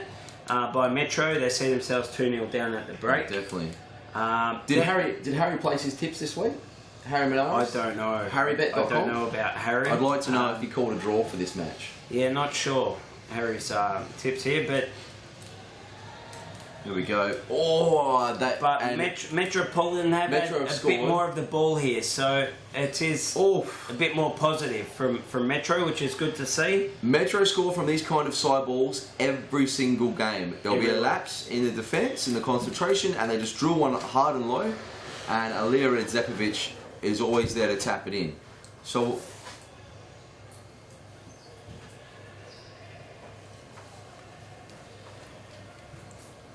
So here we go. And we're just waiting for Fitzroy to bring the ball back in. Looks like it's going to be a side ball there. Jackson walking over towards the ball. Daniel Slovacek is stepped right up. So and Fitzroy kicking the ball away. So that's the result they want. Fitzroy going long, losing possession, turning over the ball. Play from Metro at the moment. Good little rotation going. The ball. Definitely. Play. Jimmy Soufis. Ooh. The outside ball for Fitzroy. See if they can Oh, it's a great ball. Jackson with a great ball to Leo.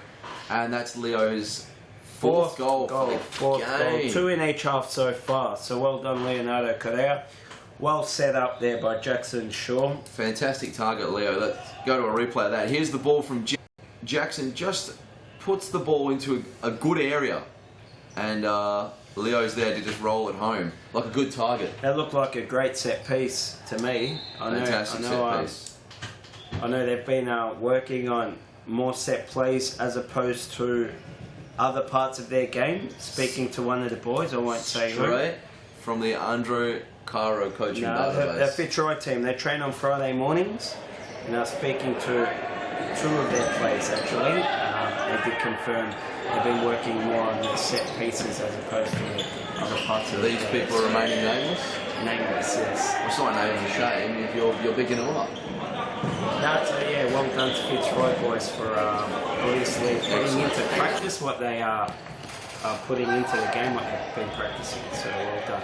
And it just goes to show, teams that train, put in the hard work. That's it, yeah. Definitely. It's so 5-2 now for those at home, and it is good to see, like you said, teams that train getting the results, because it is quite unjust often, or sometimes when teams who put in less effort on the training track and they get the results still. Yeah. So, or teams who don't put in the work and expect results. So yeah, that as well.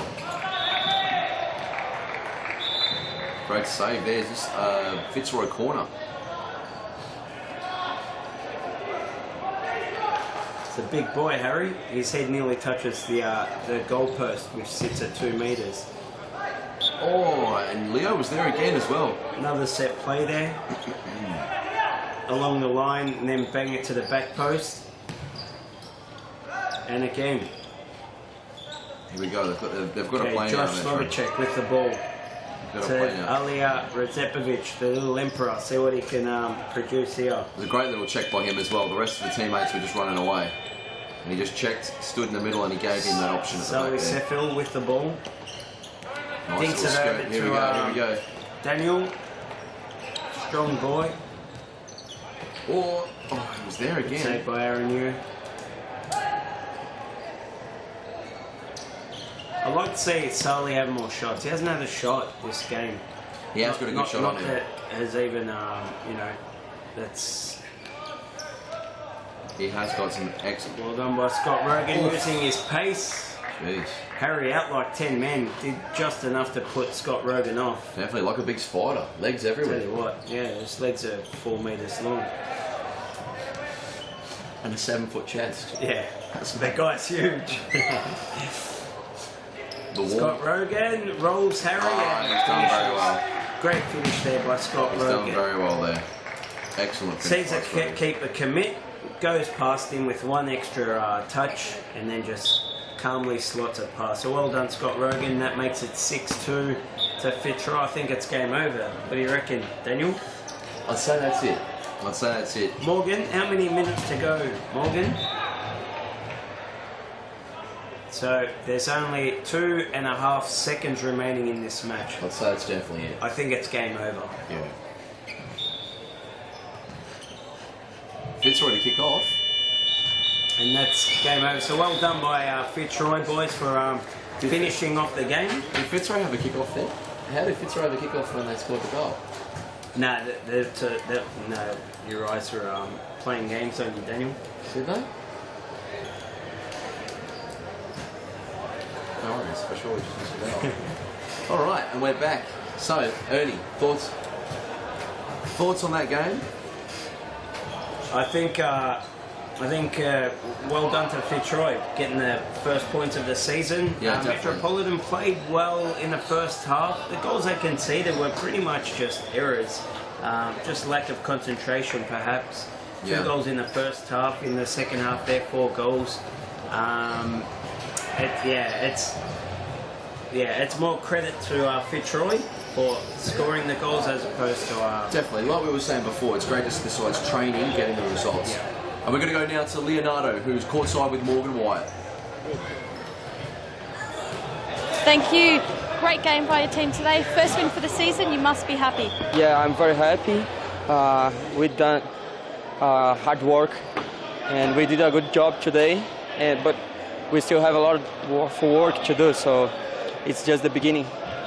And next week you're coming up a very good side in Hume.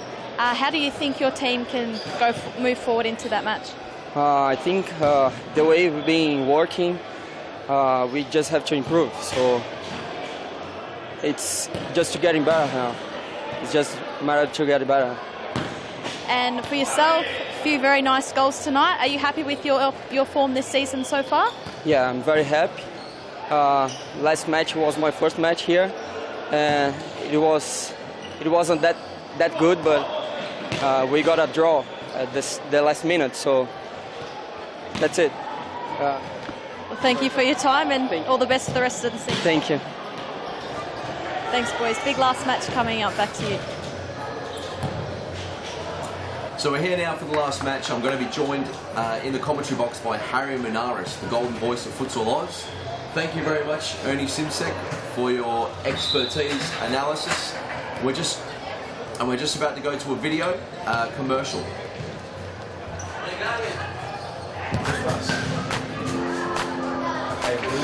Before your next game, check out the latest futsal gear in one of our Futsal Oz shops.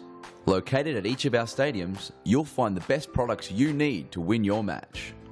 Futsal shoes, team kits, apparel and merchandise, socks, shorts, shin guards, goalkeeping accessories and match balls for practicing or playing. There's nothing you don't need that we won't have at the Futsal Oz shop. Located at all our Futsal Oz stadiums, Brunswick, Mount Evelyn and Thomastown. For more information, visit futsaloz.com.au.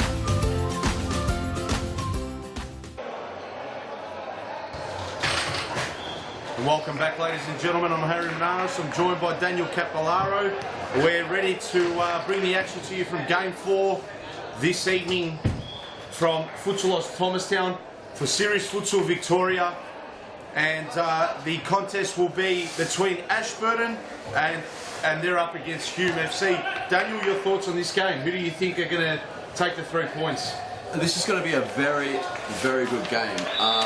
You and I have spoken about Hume, we've spoken about Ashburton before. I'm looking forward to seeing how Ashburton play. Obviously, from a personal point of view, I would love to see Ashburton get some points. But again, Hume with players like Nej, Mo Matar, Ahmed Azam, and the number 9. Sisek. Yes. Sisek, yeah. AKA Ronaldo. Or Yui, yeah. That's it. With these type of players, dangerous players on the field, and it's going to be a very, very good game. And Ashburton, they play that style that is very Middle Eastern. So they've all got very good feet. They play with their heart in their sleeve. They defend like 10 men. I think we're going to be in for a fantastic match. Yep, and let's just reflect what this means, Daniel. Earlier on in the live stream, I mentioned that this is technically considered a 6-point game. Now, I had the Carlton Bowen game as the match of the round. Obviously, it didn't live up to its expectations. However, this was probably the second fixture that I looked to and I thought, geez, this is a very, very critical game. On the ladder, as it currently stands, Hume FC are in 3rd spot, and I've just missed a goal. Corner. Pardon me. Hume are in 3rd spot with 9 points. Ashburton in 5th with 7 points. If Ashburton win, they jump Hume in 3rd spot. Not a bad start for a newly promoted side. If Hume win, obviously then they close the gap and equal points. They go equal points rather with Bowen and Pasco Vale, who have now registered 12 points after their wins earlier on today. And obviously your team is Pasco Vale, Daniel, before I hand it over to you, mate, to call some of the action, I'm just going to quickly read out the team sheets. So, Ashburton FC, number 1 in goals, Ahmed Azami is their keeper. Number 6, Iraj Hani. Number 10, Samim Murjurdi. Number 7, Berad Bezanpour. Number 4, Amir Beruzi. Number 8, Miran Shafai. Number 9, Ahmed Hassani. And number 5, Hamid Kodami. Over to Hume FC, who are obviously managed by one of our favourite coaches here in the commentary box, Nikos Ignatiadis. Number 1 in goals for them is Clayton Chappell. Number 21, the captain, Nejat Sahin. Number 10, Mo Mata. Number 14, Ahmed Azam. Number 9, Ubaidi Sisek. Number 5, Mohamed Temel. 23, Tony Saric.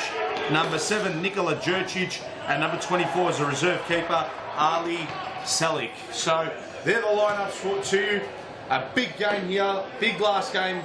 Daniel, what are your thoughts on this game, mate? Who do you think, who are you going to go for in your tip? Who are you tipping here tonight? As I said previously, you know, personally, I would like Ashburton to win, but it's only because of the reasons that you've discussed previously with the ladder. But if I think of this match logically, I believe Hume are going to take the win. Yes. They're a little bit more experienced, few more players that have night series Futsal Victoria experience than the Ashburton players. And as we've seen already, Azami in goals for Ashburton being tested 2 or 3 times by Nej and Matar. And it's very, very early in the match. A lot of pressure on the ball here as well. A lot of pressure. Yeah, definitely. Look, Daniel, I'm Here we go. and Tony Sarich. That's a great... Good defending. Good bit of defending. Miran Shefai there with a toe poke out for a corner. I'm going to tip Hume in a 6-2 victory. That's my prediction. Well, you're calling the goals now as well. Yeah, I'm going to go. I'm a bit ambitious. So I'm going to go Hume 6-2. Harrybet.com. What are the odds on a 6-2 victory? I don't know, mate. I don't really want to roll for odds. Don't want to be encouraging gambling on this stream. So no, of course. But look, my odds on favourite are Hume in that regard. Yeah. I reckon 6-2. And Daniel, mate, last week I called all 4 from 4, mate. Obviously the scorelines were a little bit incorrect, but I've managed to back a Carlton Fitzroy draw, and no, definitely. I was quite accurate with my predictions, to say the least. So going in with a big head, quite the prediction genius. Yeah. Futsal Damas, almost. Well, I tipped Bowen earlier on today. I thought Fitzroy were going to get the chocolates as well, and it was pretty obvious. No disrespect to Brunswick, you guys were going to run on top of them, which has ended up doing so. It was a very close game between us and Brunswick. It was. They were gallant in defeat. They missed a few chances, and they did frustrate you. They did. Our goalkeepers did very well today, I felt. Yes, they did. They did. So Felipe Blay and Peter Tamburini, of course. So I'm going for 4 from 4 again in consecutive weeks. I'm going Hume, mate. But let's start to call the action. Daniel, let's go from here. Here we go. So Ashburton, and with those great skills that I was talking about.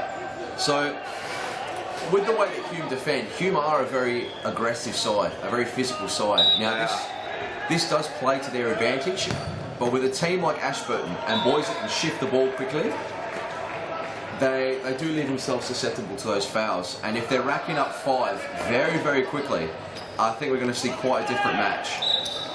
And foul there. Nikola Jurcic, I do believe that was. Number 7 there for Hume. Yep. And it'll be Nejat Sahin in a very, very gettable position and dangerous position for him. Dangerous. So he has a left foot. but he opts to pass it off. Oh, and Tony Sarich very nearly opened up the scoring there for Hume. Daniel. Very close. If I was Nedge, I'd be having a shot though.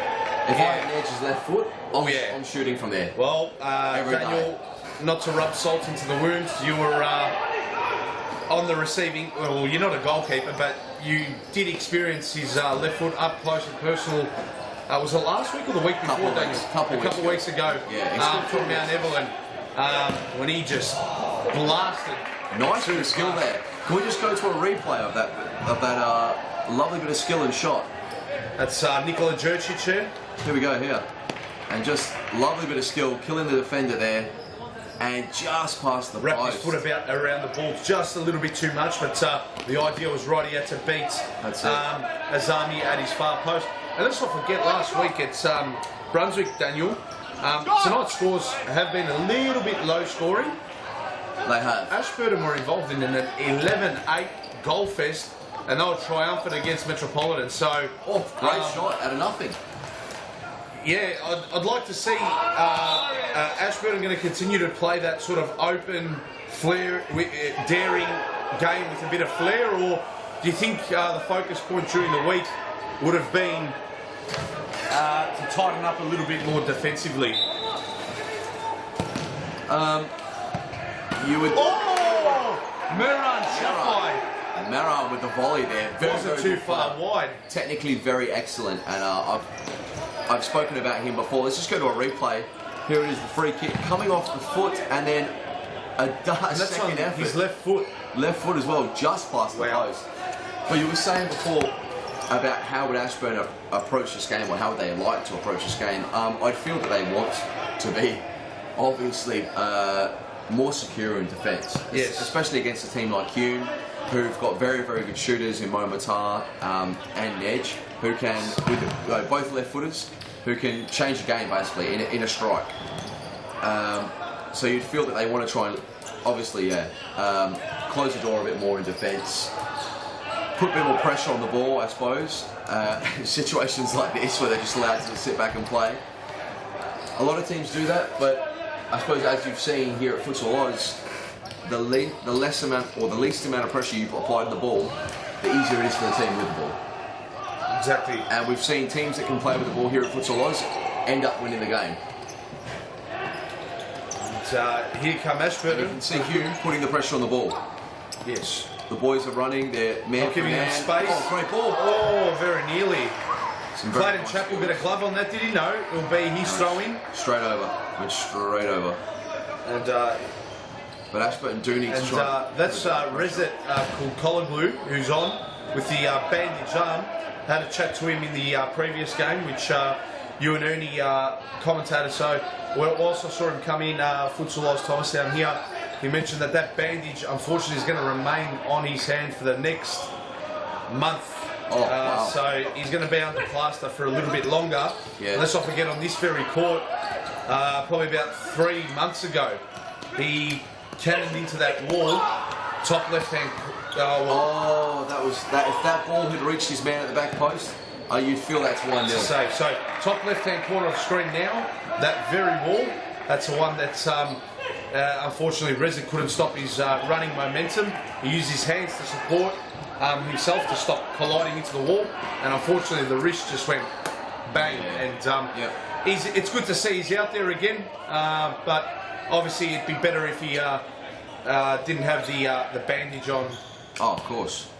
Of course. And, psychologically, these things sometimes do affect the way you play, of course, Daniel. Yeah, you'd be protecting it. You don't want to damage it any further or again. Oh, Hume living dangerously with the ball at the back there. Oh, and he's just gone down there. And you've seen, as he's gone down, the player we were just talking about, he usually put his hand down to save his foot. But he's tucked it away. And he's tucked it away and slid on his knees. So yeah, it's definitely in the back of his mind. Yes.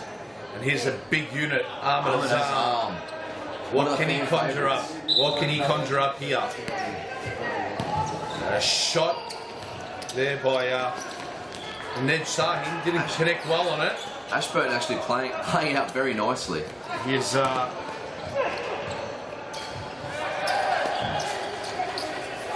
here's some pressure here. Pressure here on Hume. They've coughed up the ball at the back. And there's been a whistle, and it's a free kick. Ashburton free kick, is it? Yes, it is. So is that 2 or 3 fouls now for Hume? Yeah, a few early fouls, which is quite silly. Early in this half. Unnecessary foul as well. Here come Ashburton, looking to threaten. And a shot there by Peruzzi. And then the next shot there came from Hamid Kadami, and that wasn't too far away from going inside the net of Clayton Chappell. Here's Rezet Kulkologlu. Plays the ball to Nedge. Nedge finding him again on the line. Ball slipping through the legs. Nikola Jurcic sidesteps 1 or 2. Yeah, some very nice feet. Yes, definitely. Good body movement. Good balance. And they've still got the ball here. And Azami has cannoned that straight into the roof of... Here we go, Hume with the ball on the side. Keeper takes that. Azami takes that very, very easily. And Azami, the long throw, but to no one in particular. Hume with the high press. So, you know, he's not got much option. He's got 4 seconds, he has to decide what to do with it. Yeah, so it seems like Hume's putting all the pressure on. And that's a silly foul. He's facing away from the goal. He's going towards the sideline. No need to do that. No. Cheap foul. He wasn't going to stop that ball and keep it in. And there's Nikos Ignatiadis on screen. He's very, very serious the way he looks intense. Coach, yeah, that's a word, intense. Fernando said last week he doesn't blink. He never blinks. Yeah, I hardly see him blink. And that's eluded Red Bull Coloured Blues foot there. Hume not making Ashburton chances with a side ball and a shot there by Ahmed Hassani, number 9 there for Ashburton. Hume. Oh, very nearly. That was Iraj Hardy with a shot just over the bar. Hume are really not making the most of their chances at the moment. And as we see Ashburton, they continue to attack. They're continuing to counter. And they're happy to sit back and defend as well. So you feel if they steal a couple of goals, it might be making it very hard, very difficult for Hume. And not only because they're sitting back, but Hume will become desperate. Yes. In the fact that they'll feel they have to score, they want to score. And that's well worked there by Hume. Very well worked. But when you can't stay calm, it makes it very, very difficult in order to play the game. And this is going to be Mohamed Timmel to bring the corner in. 5 team fouls. Ashburton on 5 fouls. Already, Daniel Capillaro, they're on 5 fouls. Yeah, already on 5. As I said before, here's this. That's taking a deflection there off Ned Sahin. That's it. Captain for Hume, number 21. Across the goal. Nice good feet there from the Ashburton players. That was Kadani, number 5. So one more foul and Ashburton will be shooting from the dot. And we're going to go down to Morgan White on the sidelines. Thank you, Harry. I've got one of our Series Futsal Victoria women's players, Diana, here. You're a keeper for Fitzroy. Take us through your season so far. This far, we've been winning. Last week we had our first loss, so that was unfortunate. But we've come leaps and bounds since last season. Obviously, I was with Pasco Vale last season, but joining Fitzroy and the young team this season, we've come out firing, and I can't wait for the rest of the season. And apart from your Series Futsal playing, you are also a coach at Futsal Oz. Talk us through a bit about what you do for Futsal Oz and how that's going for you. So on Tuesday and Thursday mornings, 11 until 12 o'clock, I coach the preschoolers. So they're generally between the ages of 3 and 5. And we just go through the basics. We start with coordination, balance, and then, we teach them through the futsal technique, stopping the ball with your soul. And, hopefully then they can come up through our junior programs and then hopefully be here playing the men's or even the women's one day. So that'd be great. And I'm also working on the women's development side of things as well. So hopefully we can get more women involved in the sport. That's something really important and that I'm passionate about myself. So yeah, lots to look forward to and working hard. So tell us how young ladies can get involved in the Women's League throughout Futsal Oz. So especially here at Thomastown, we need lots of women players coming down on Tuesday nights. We have the Women's Leagues.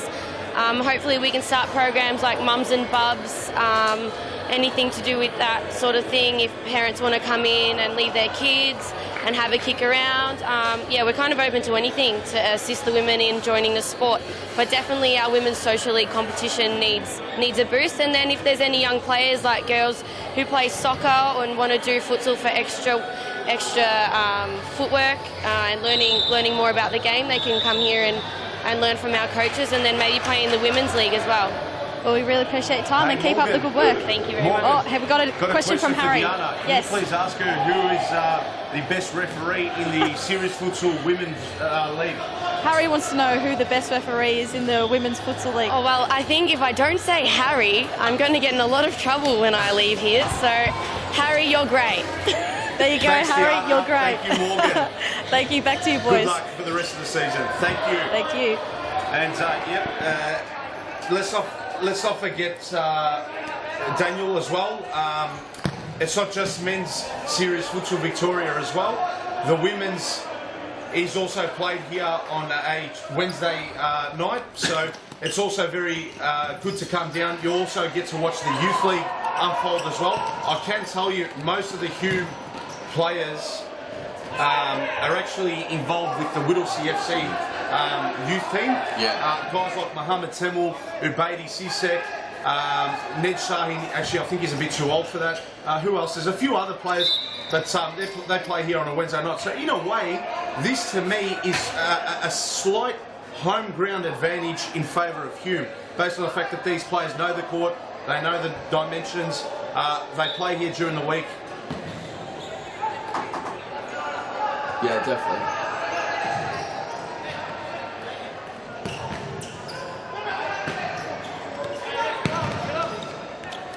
Yeah, they are.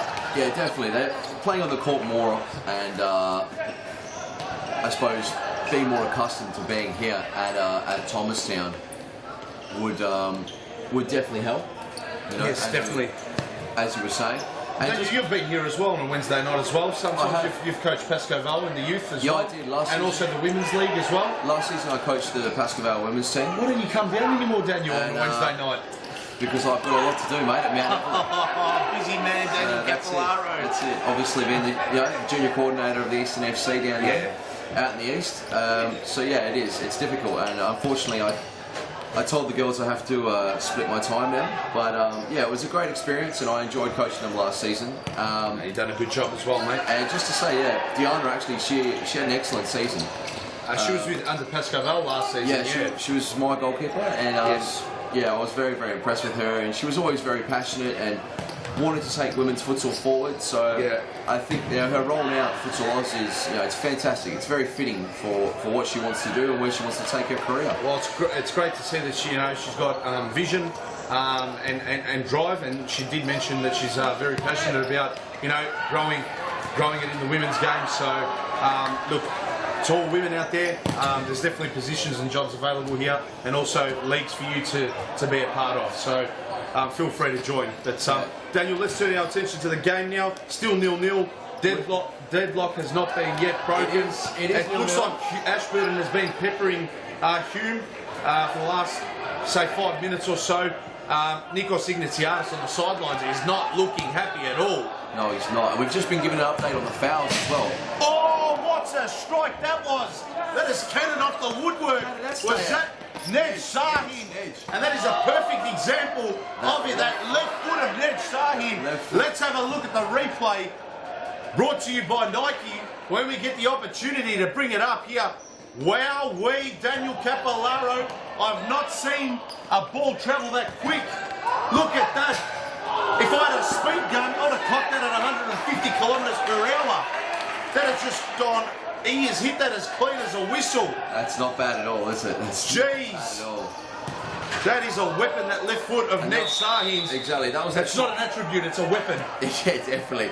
That was that shot we were talking about, and that's that kind of danger that if you give him that space, he can hit that shot. He hit 2 against us a couple of weeks back, and we're just going to go to a replay of whilst we were looking at the replay of Ned's shot. This was happening, and Ned's there just coughing the ball up. And that was Hamid Kadami, who just... The strike on the volley. It was a great strike, Daniel, wasn't it? But it's just rolling it out, no pressure on the ball. Look at that. That is just a phenomenal strike by Ned Sahin. It's almost a knuckleball, isn't it? Let's look at one of Ronaldo's free kicks. That's what I was about to say. Unbelievable. He must, I don't know how he gets that dip on it, but somehow,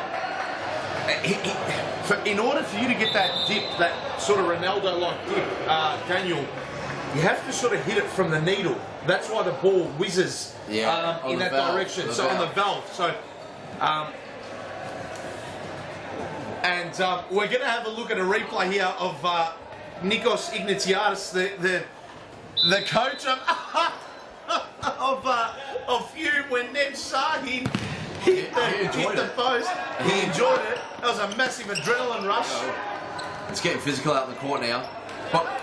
Well, he didn't believe what he saw for a second there, Nikos Ignatiadis. Hey, that's right. Went that quick. 3 minutes to go and both teams packing fouls. So very, very high on the fouls. You feel we're going to see a goal here before half time. Yeah, and I think I'm going to tip it. I'm going to make a tip and a prediction here, Daniel. I love my predictions.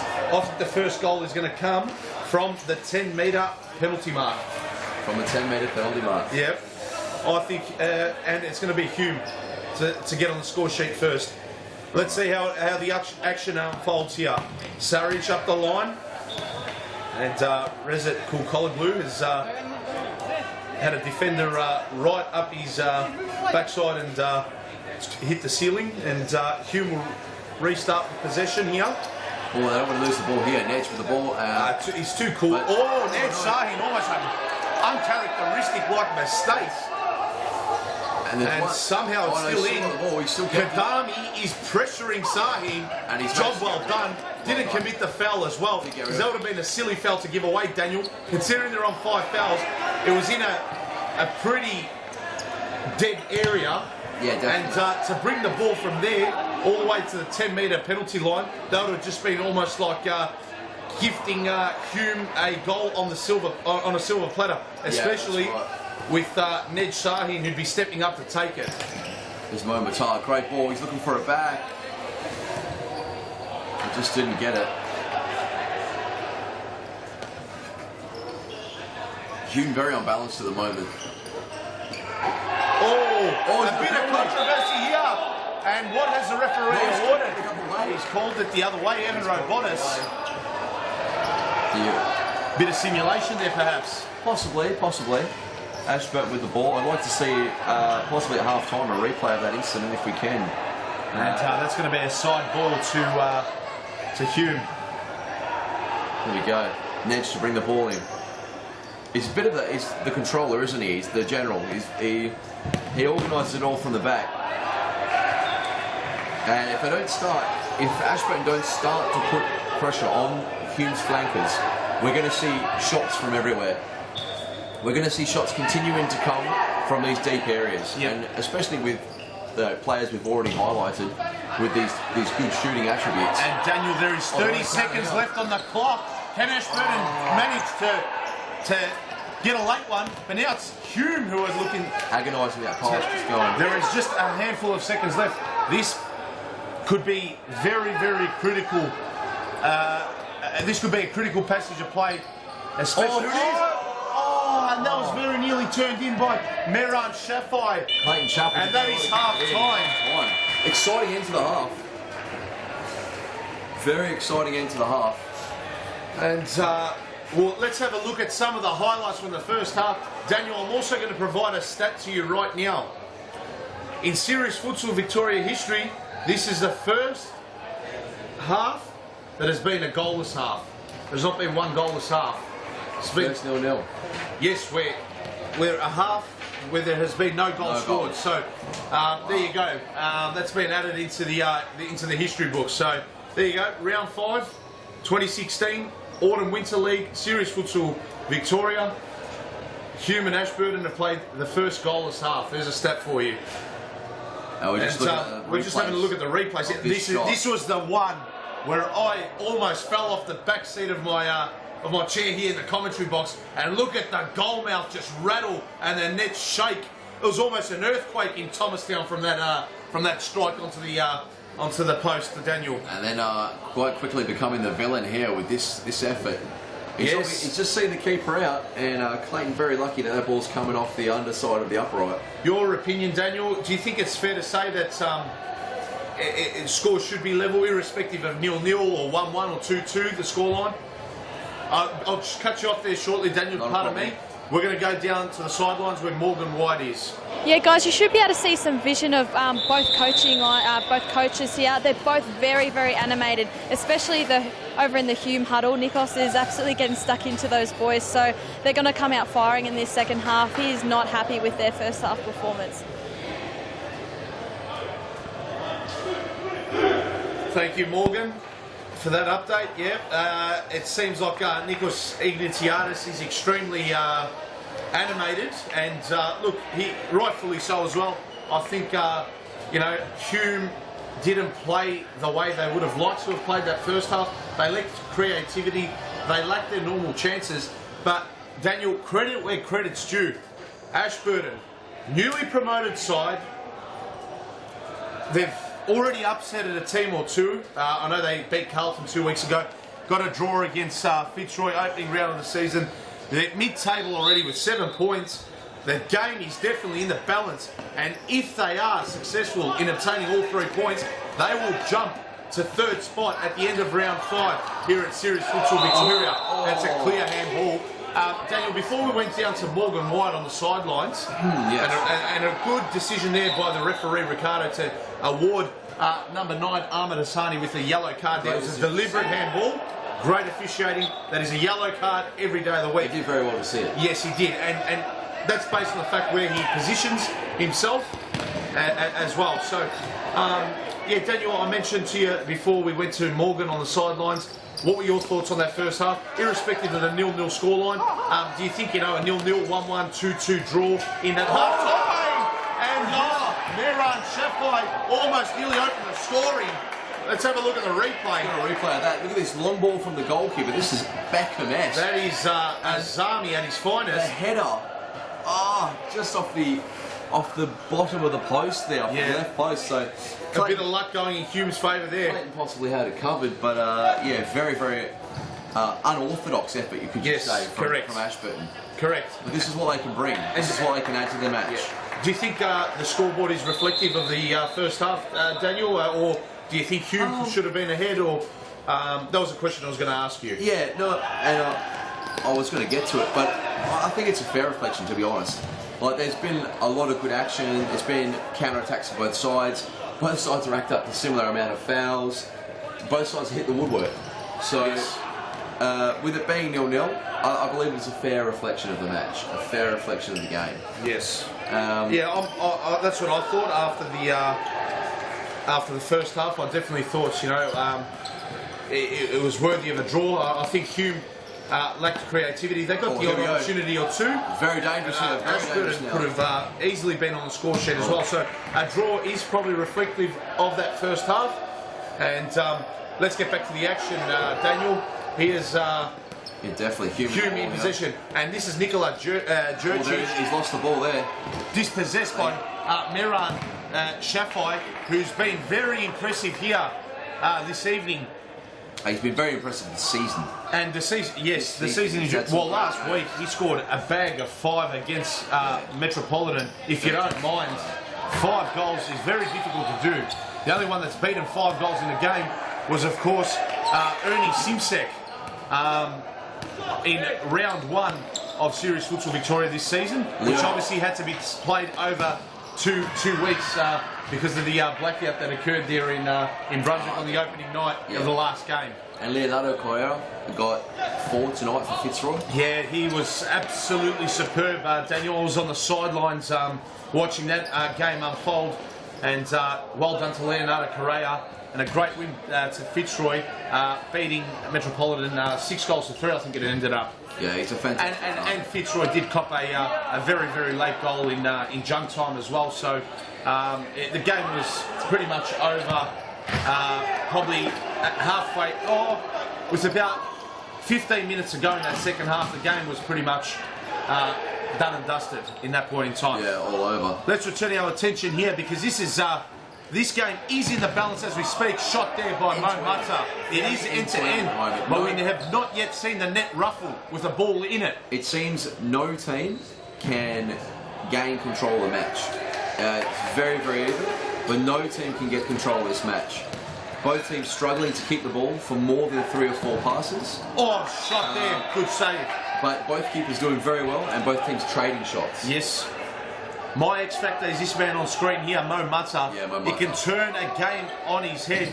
I think if he links well with the likes of Sahin and Sisek and Saric, if they can just get their passing game a little bit better than what it has been in the final third, I'm sure he can be a catalyst as to why Hume go on and get the 3 points here this evening. And there he is! Oh, Mo Mata!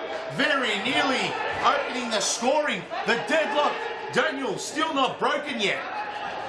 Still not broken. Here's Mata, shot by Sisek. Still a dead heat. But very good point what you make about Mo Mata there.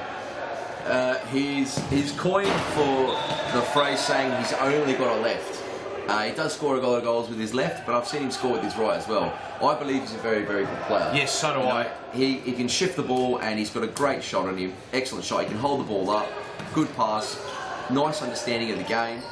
And yeah, players like that are very, very important to their team. Absolutely they are. And here's Rezat Kulkologlu bringing it back in for Hume.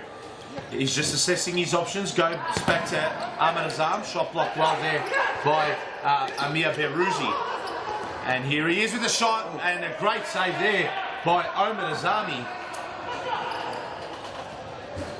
Oh, it's a bad corner from Hume, but Mo just failing to connect with the ball, and here's the break now for Ashburton. Ball inside. Oh, deflection of Tony Sarich was enough to get it over the bar. Nearly took that over Clayton Shackle. Almost took the ball over. Just enough on it. Just enough on it. Yeah. Oh, and again, great shot from Ashburton there, just over the corner of the goal, just over the corner of Clayton's goal. There you have it, folks. But still, no pressure on the ball either. Still no pressure on the ball. Very happy to sit it halfway and give Hume the ball. I'm not sure why though, because they've seen what Hume can do from inside their own half. So, valid point you make there, Daniel. I'm not sure. Like, look how high Hume are pressing. Yep. In comparison to Ashburton. Oh, so, and here's Butter. And that's the X factor that I was talking about. And Daniel, as well as we pointed out, Mo Musa being an X factor, mate, I'm telling you now, Omar Azami, although he conceded 8 goals last week in an absolute goal fest, so you couldn't blame him for one of them. Oh, and I've just cursed him. I feel sorry for him. And there it is, Mo Musa. What did I tell you, Daniel? I've hit the nail on the head. Hume opened up the scoring, 1-0. And finally, Daniel, the deadlock has been broken. Great goal from Mo there. And we'll see, they just win the play, and he gets himself into a position where he can receive the ball. And he just has a little look. And as he feels, keeper feels the ball's going to go to the back post, he just toe pokes it near stick and over his leg. Smart bit of play there by Mo Musa. Very smart. A nice salute as well to his bench there. Breaking the deadlock. Will we see the gates open? Yeah, I was going to... sorry, could you please repeat that, Daniel? Will we see the gates open now? I'm hoping so. But Thomastown tonight has provided us with a bit of a goal drought, to say the least. It's been well below. Mate, Daniel, you've called it. It looks like the floodgates are opening up now. Ahmed Azam, great finish there. Let's have a look at the replay brought to you by Nike. So a 1-2 there with Rezek Kulakoglu. He goes in to Mo Musa. Musa, a 1-2 there. Great run and great finish. Ahmed Azami couldn't do anything better. Mo Tony provided that time, and again he's the link man in the play, the X factor you were talking about. And Hume have doubled their lead. 2-0 it is. Here we go, here's Mo again. Nedge. Here's Rezek Kulakoglu. 2-0 for Hume. 15 minutes to go. After Ashburton's showing last week, you'd say there's still all to play for. Definitely is. And here we are, and Hume really need to tighten up their defence. They've just got to retain more possession. They've got to create more. They've lacked creativity, Daniel, in their final third. And you know they now have to throw caution to the wind. They've got no other option. Yeah, definitely. Generally, Ashburton have a lot. Players are more willing to go 1v1, more willing to try and dribble with the ball, and I feel that's where they've found their goals in previous weeks. Whereas today, we've not really been able to see that. We've seen them break. We've seen them try, I suppose, an unorthodox approach to scoring goals, but not their usual expected route, I suppose. Yes. It's been an interesting contest, to say the least. Yeah, definitely. Ned's here to bring the ball back in. As the noise after one half and probably 1.5 halves, shall we say, of futsal. Was that a handball? Here's Ahmed Azam. Was he brought down? No, I think he's trying to did very well there. Suck the referee to blowing the whistle there. Definitely. Ahmed Azami done very well there. Made himself big and averted danger. Hume 2-0, 13 minutes to go. Plenty of action left still in this one. Mo Musa, look at that. Oh, there's that cool collar glue. With a header. What a finish that was. Mo Musa, brilliant footwork. Yeah, Mo Musa beating 3 players and then just getting it out wide to Azam. So here, 1, 2, 3, push it out wide to Azam. Poor defending. Yeah, he just heads into an open net. And he almost missed that. So, just got it on the right side of the post. The keeper possibly poorly positioned there. 3-0 now. And Ashburton starting to look less and less like the team that came out before half time. And just giving the ball away very easily. Hume happy to hold the ball. Ahmed's arm there, very unlucky. Unlucky with that first touch. And that's possession given away rather cheaply, Daniel. And here's Mohamed Temel. He's open. Great pass. Sahin couldn't get on his left. Swings back to full collar glue. And a whistle's been... Oh, he's given a Ricardo with a yellow card. Has given Ahmed's arm. And the keeper's not happy. He's smashing the ball about. There could have been a bit of arms tangling and maybe Ahmed's arm. And he's got to be careful here. He's been given a yellow. Yeah. I think he may have barked He's still disputing it. Maybe I think Ahmed's arm in a situation like that, he must have barked something in the wrong kind of tone towards the referee for referee Ricardo to award him a yellow card. The keeper nearly gave him the ball straight back. And Hume moving the ball around very nicely. And yeah, he picked up a yellow card, so undisciplined play there. Counter attack now for Ashburton. But Resident Colliglu gets back in the nick of time. That ball just not helping them. Just definitely not helping them. Merritt trying from distance. Chappell does well there. Yeah, great save. Hume happy to keep the ball now, 3-0. Hold the ball, keep possession. Makes the game easy. And especially with the lack of pressure. Ashburton have 3 subs on the bench. You'd feel that they do want to start pressing the ball. You know, like you said, they've got to go for it.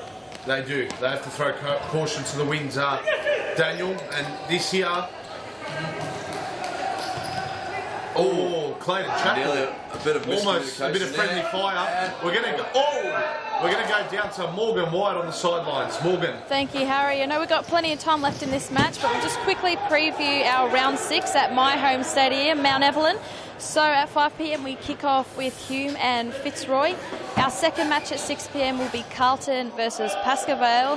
7 p.m. CF Brunswick versus Ashburton. And lastly at 8 o'clock we have Bowen versus Metro. So 4 exciting matches coming your way next week. Thank you, Morgan, for that update. And yeah, definitely looking forward to heading out towards Mount Evelyn next week. And we definitely look forward to also bringing you the live broadcast from there between those 4 fixtures. Nikola Jurcic makes it 4-0 for Hume. Timeout called. Daniel, I'm giving the diagnosis now. Game, set, and match.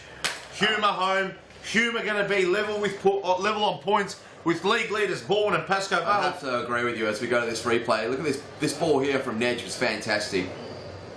He just played the ball in behind the defenders, just so his attacker, sorry, who was the number 7 again? Nikola Jurcic. Just so Jurcic could get onto the ball.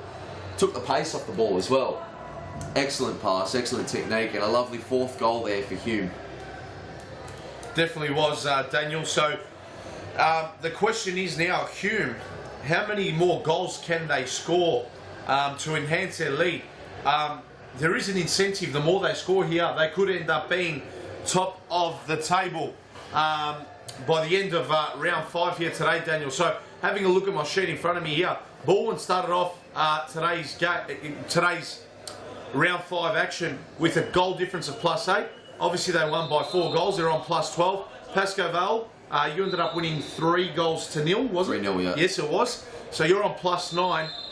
Hume now +4. They started off with +5. They're 3-0 up, +8. The more they score, the more likely they are of ending up in first spot. So I'm sure underneath the commentary facade on you, Daniel, you're probably hoping that Ashburton can peg 1 or 2 back as consolation goals. Yes and no. It's a very, very long season. It is. You know, and to be bragging fair, rights though is good. Bragging rights is good, but to be fair, you know, I think it's great to see that Hume doing so well this season, considering they've been, you know, since I've been here at Futsal Oz, they've been in a building, I feel a building process, you know. Yes. I know for a fact there was a time when they weren't training, now they're training, and I think that's starting to show. And I said before earlier with Ernie, that it's great to see the teams that train and are putting in the effort are starting to get those results. So I think that's what we're starting to see here with Hume. So look, you know, whether Hume finish above us today or not, yeah, obviously it's nice, as you say, to sit in top spot. But yeah, it's a very long race. It's a marathon. It's not a sprint, this league. And it's fantastic to see that there's 3 teams still competing for that first spot. Exactly right. Into the 6th round we go next week. Yes, we do. And just goes to show that irrespective of who your opponent is, the league is that even where if players' mindsets are a little bit complacent based on the fact of where your team sits on the ladder, 9 times out of 10, if you come in with that mentality, Daniel, you're going to get rolled and have your pants pulled down, irrespective of whether you're in first spot or 8th spot, you know what I mean? So yeah, we've already seen a few upsets occur throughout the Serious Futsal Victoria season here, and I'm sure there's going to be a lot more. No, of course, you know, it's as you say, it's every team on its day, and that's why I always use the drawstring on my shorts, you know. My pants won't come down that way. So all the shorts we sell at the Nike shop, drawstring. It's not about to come down. So, but no, yeah, definitely. I suppose we have to excuse that pun. But any team on their day can push any other side here in the Nike Series Futsal Victoria. A good example today was Brunswick. So Brunswick have taken points off teams. They beat Fitzroy last season, as we saw. They continually put up a good fight. And that very nearly went in. Don't know how that stayed out. Dare say, we'll have wins more than the 3 goals this season. So, you know, they did very, very well today. And 7 minutes to go. 7 minutes to go. Our last 7 minutes from round 5 action here. Serious Futsal Victoria from Futsalos Thomastown Settlement Road in Thomastown, and it's Ashburton up against Hume. Hume with a 3-0 advantage. It's becoming a bit of a shooting gallery for you. Yeah, it is. It's end-to-end stuff now.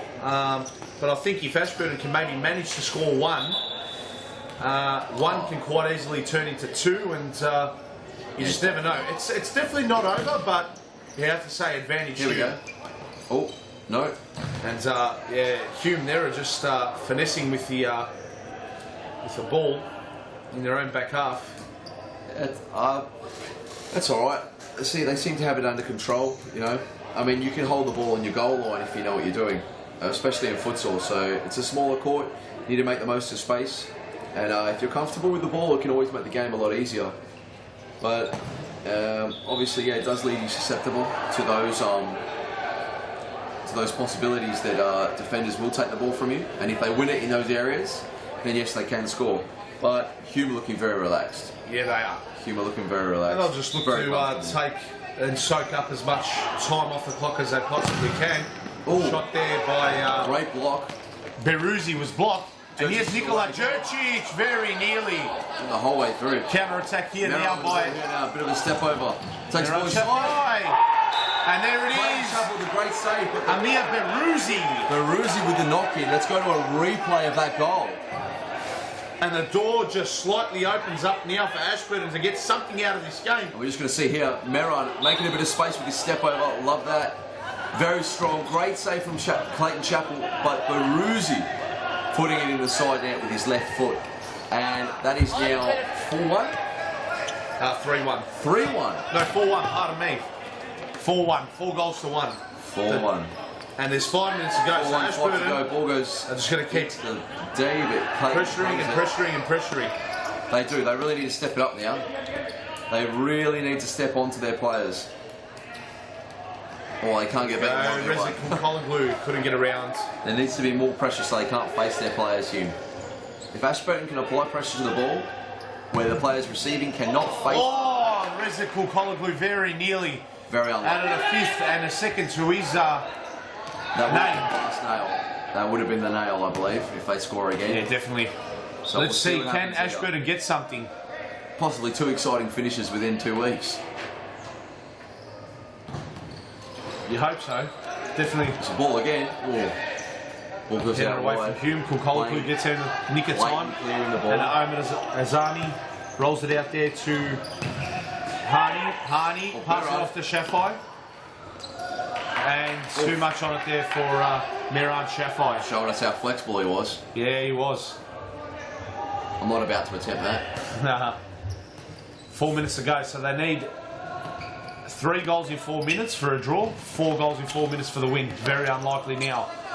Hume just controlling proceedings here, chewing up the seconds off the clock. And here's Tony Sarish. Let's not forget as well, Daniel, last 2 minutes of the second half, the stop clock will be in operation. So it definitely does make time go a little bit longer. So still, Hume cannot afford to get complacent. A real possibility that Ashburton can come into this game. He scored 2 goals within a matter of seconds, and they're only 3 out from tying this game. Oh, very nearly. Great defending from Hume there. Harney almost got through there. Shot blocked there. Just to get back by Sisek. Oh, here we go. A little bit of fire down on the sideline there. Something's happening here. A little bit of a spot fire. Iraj Harney not happy about something. No, they're not. Evan going over to sort it out. Nubaidi Sisek. Merhan looking at the clock. He's not happy. Brought in. Yeah, and infringement there. Definitely. Needs to be 3 metres back from the sideline. And that's an Ashburton ball. Ashburton with the ball now. Quick pass there. Oh, could be on here. Edge doing very well to defend there. Get back and defend. He did very well. Reza Kulkologlu just making sure that that went out and chewing up more seconds off the clock. And Harney will bring it back in for Ashburton as they look to threaten the Hume goal one more time and possibly just maybe give him a sniff. Definitely. And here it is. This is kick. Very optimistic there. He could have controlled that ball, taken it to his right and had a shot with his left. Miran Shaffai there. The bicycle shot. You go there. Very eager to play on Ashburton now. As you'd imagine. Harney. And the shot there by Beruzzi. Deflection corner. Let's see what happens here. Oh, Beruzzi cannoning it in to where the post marries with the crossbar. Let's have a look at game changing that. Let's have a replay. Look at where it hit. Daniel Capillaro. Just not enough pressure on him, and he's just open to be able to take that shot and just literally off the joint. 1 minute 30 to go. All too little, too late. That now. 1 minute 30 left on the clock. Daniel, Hume are going to enjoy the 3 points here this evening, irrespective of whether or not that went in. Yeah, I'd have to say so. I agree with you. They've done very well here, Hume. They've closed the gates. They've shut the door in defence. Scored the 4 goals, and as soon as the first one came, I did say the floodgates had opened, and they scored 4 very, very quickly. After 0-0 at half time. That's right, 4 within the space of 5 minutes. And possibly Ashburton just lapsing there, going to sleep. Both teams just should have rocked up at half time, perhaps maybe had a coffee with one another in the first half, had a bit of a friendly chat, and then come to play in the second half. There's all the goals, Daniel, have come in the second half here. In the second half, that's right. Here's Mo Mata again. The difference. Yes, fair to say the difference. But all 4, there hasn't been a multiple goal scorer here this evening. It's all been spread accordingly. Goal scorers for Hume: Reza Kulkologlu, Mo Mata 1, Ahmed Azam 1, and number 7 Nikola Jurcic with the other one. And the goal scorer for Ashburton has been Amir Beruzzi. So that's the scoreboard and the scorers: 4 goals to 1. About 30 seconds and a bit of change left over in this one. That's unlucky there. Just the ball just hitting him and going out. He's trying to tell his players to stay calm. You can see frustration there setting in on Meran's face and the other Ashburton players. Clayton Chappell, that's suicidal. And again, he's just the frustration there. I believe hasn't. How has he not scored? Not just on that opportunity, but just in general this evening. I feel sorry for Shaffai. He's been a good player. He always is. Wears his heart on the sleeve. I think he deserves a goal. Hopefully he can get it here. Or Beruzzi. He had a lot of great shots. A lot of great shots in this game. And generally, yeah, he does get himself on the score sheet. Great player, very unfortunate today. And yeah, this game's done. You can tell by the players, they're starting to slow down now. Yeah. Everyone looking at the clock. And it seems now the rest is just a formality. Spot on. A shot there by Azami, fisted away by Clayton Chapel. And there you have it, folks. Hume, 4-1 winners against Ashburton. And that'll do their confidence the world of good. So where does that leave us going into round 6? As you just do some of the maths there, Harry. Yes, I'll do a live So we've got ladder. Bowen, Pasco and Hume all on 12. Carlton, Ashburton on 7. Brunswick on 5. Fitzroy on 5. Brunswick on 3. 3 Brunswick. And Metropolitan on 0. I'll give you a live update shortly now, Daniel, but what a fantastic evening it has been.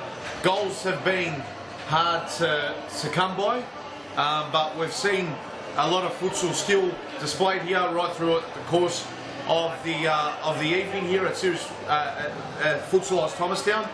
And yeah, the ladder has tweaked up a little bit, but look, in the top half, Bowen, Pasco Vale and Hume have all held their end of the bargain up, and they've all got a win, and they remain in the top 3 spots, all locked with 12 points. So it's fantastic to see that 3 teams with the same points from 1st to 3rd. We're going to go to Morgan Wyatt on the sidelines, and she's got an interview for us. Here we go. It wasn't easy first half, but you managed to get the job done in the second half. What was the difference between the first half and the second half for your guys today? Look, I think we didn't change much. Obviously, as the game progressed, we have been together for such a long time. We've been training very hard, so I think that showed. And you haven't had the easiest start to the season, but you've managed to find your form. You're sitting on, near the top of the ladder, equal on points at the moment. How's the team feeling in general? Look, fantastic. I mean, we lost that first game, which, we felt, we should have won. But besides that, it's been all wins. The team is very, very positive, maybe too positive. So we need to make sure to, stay down to earth.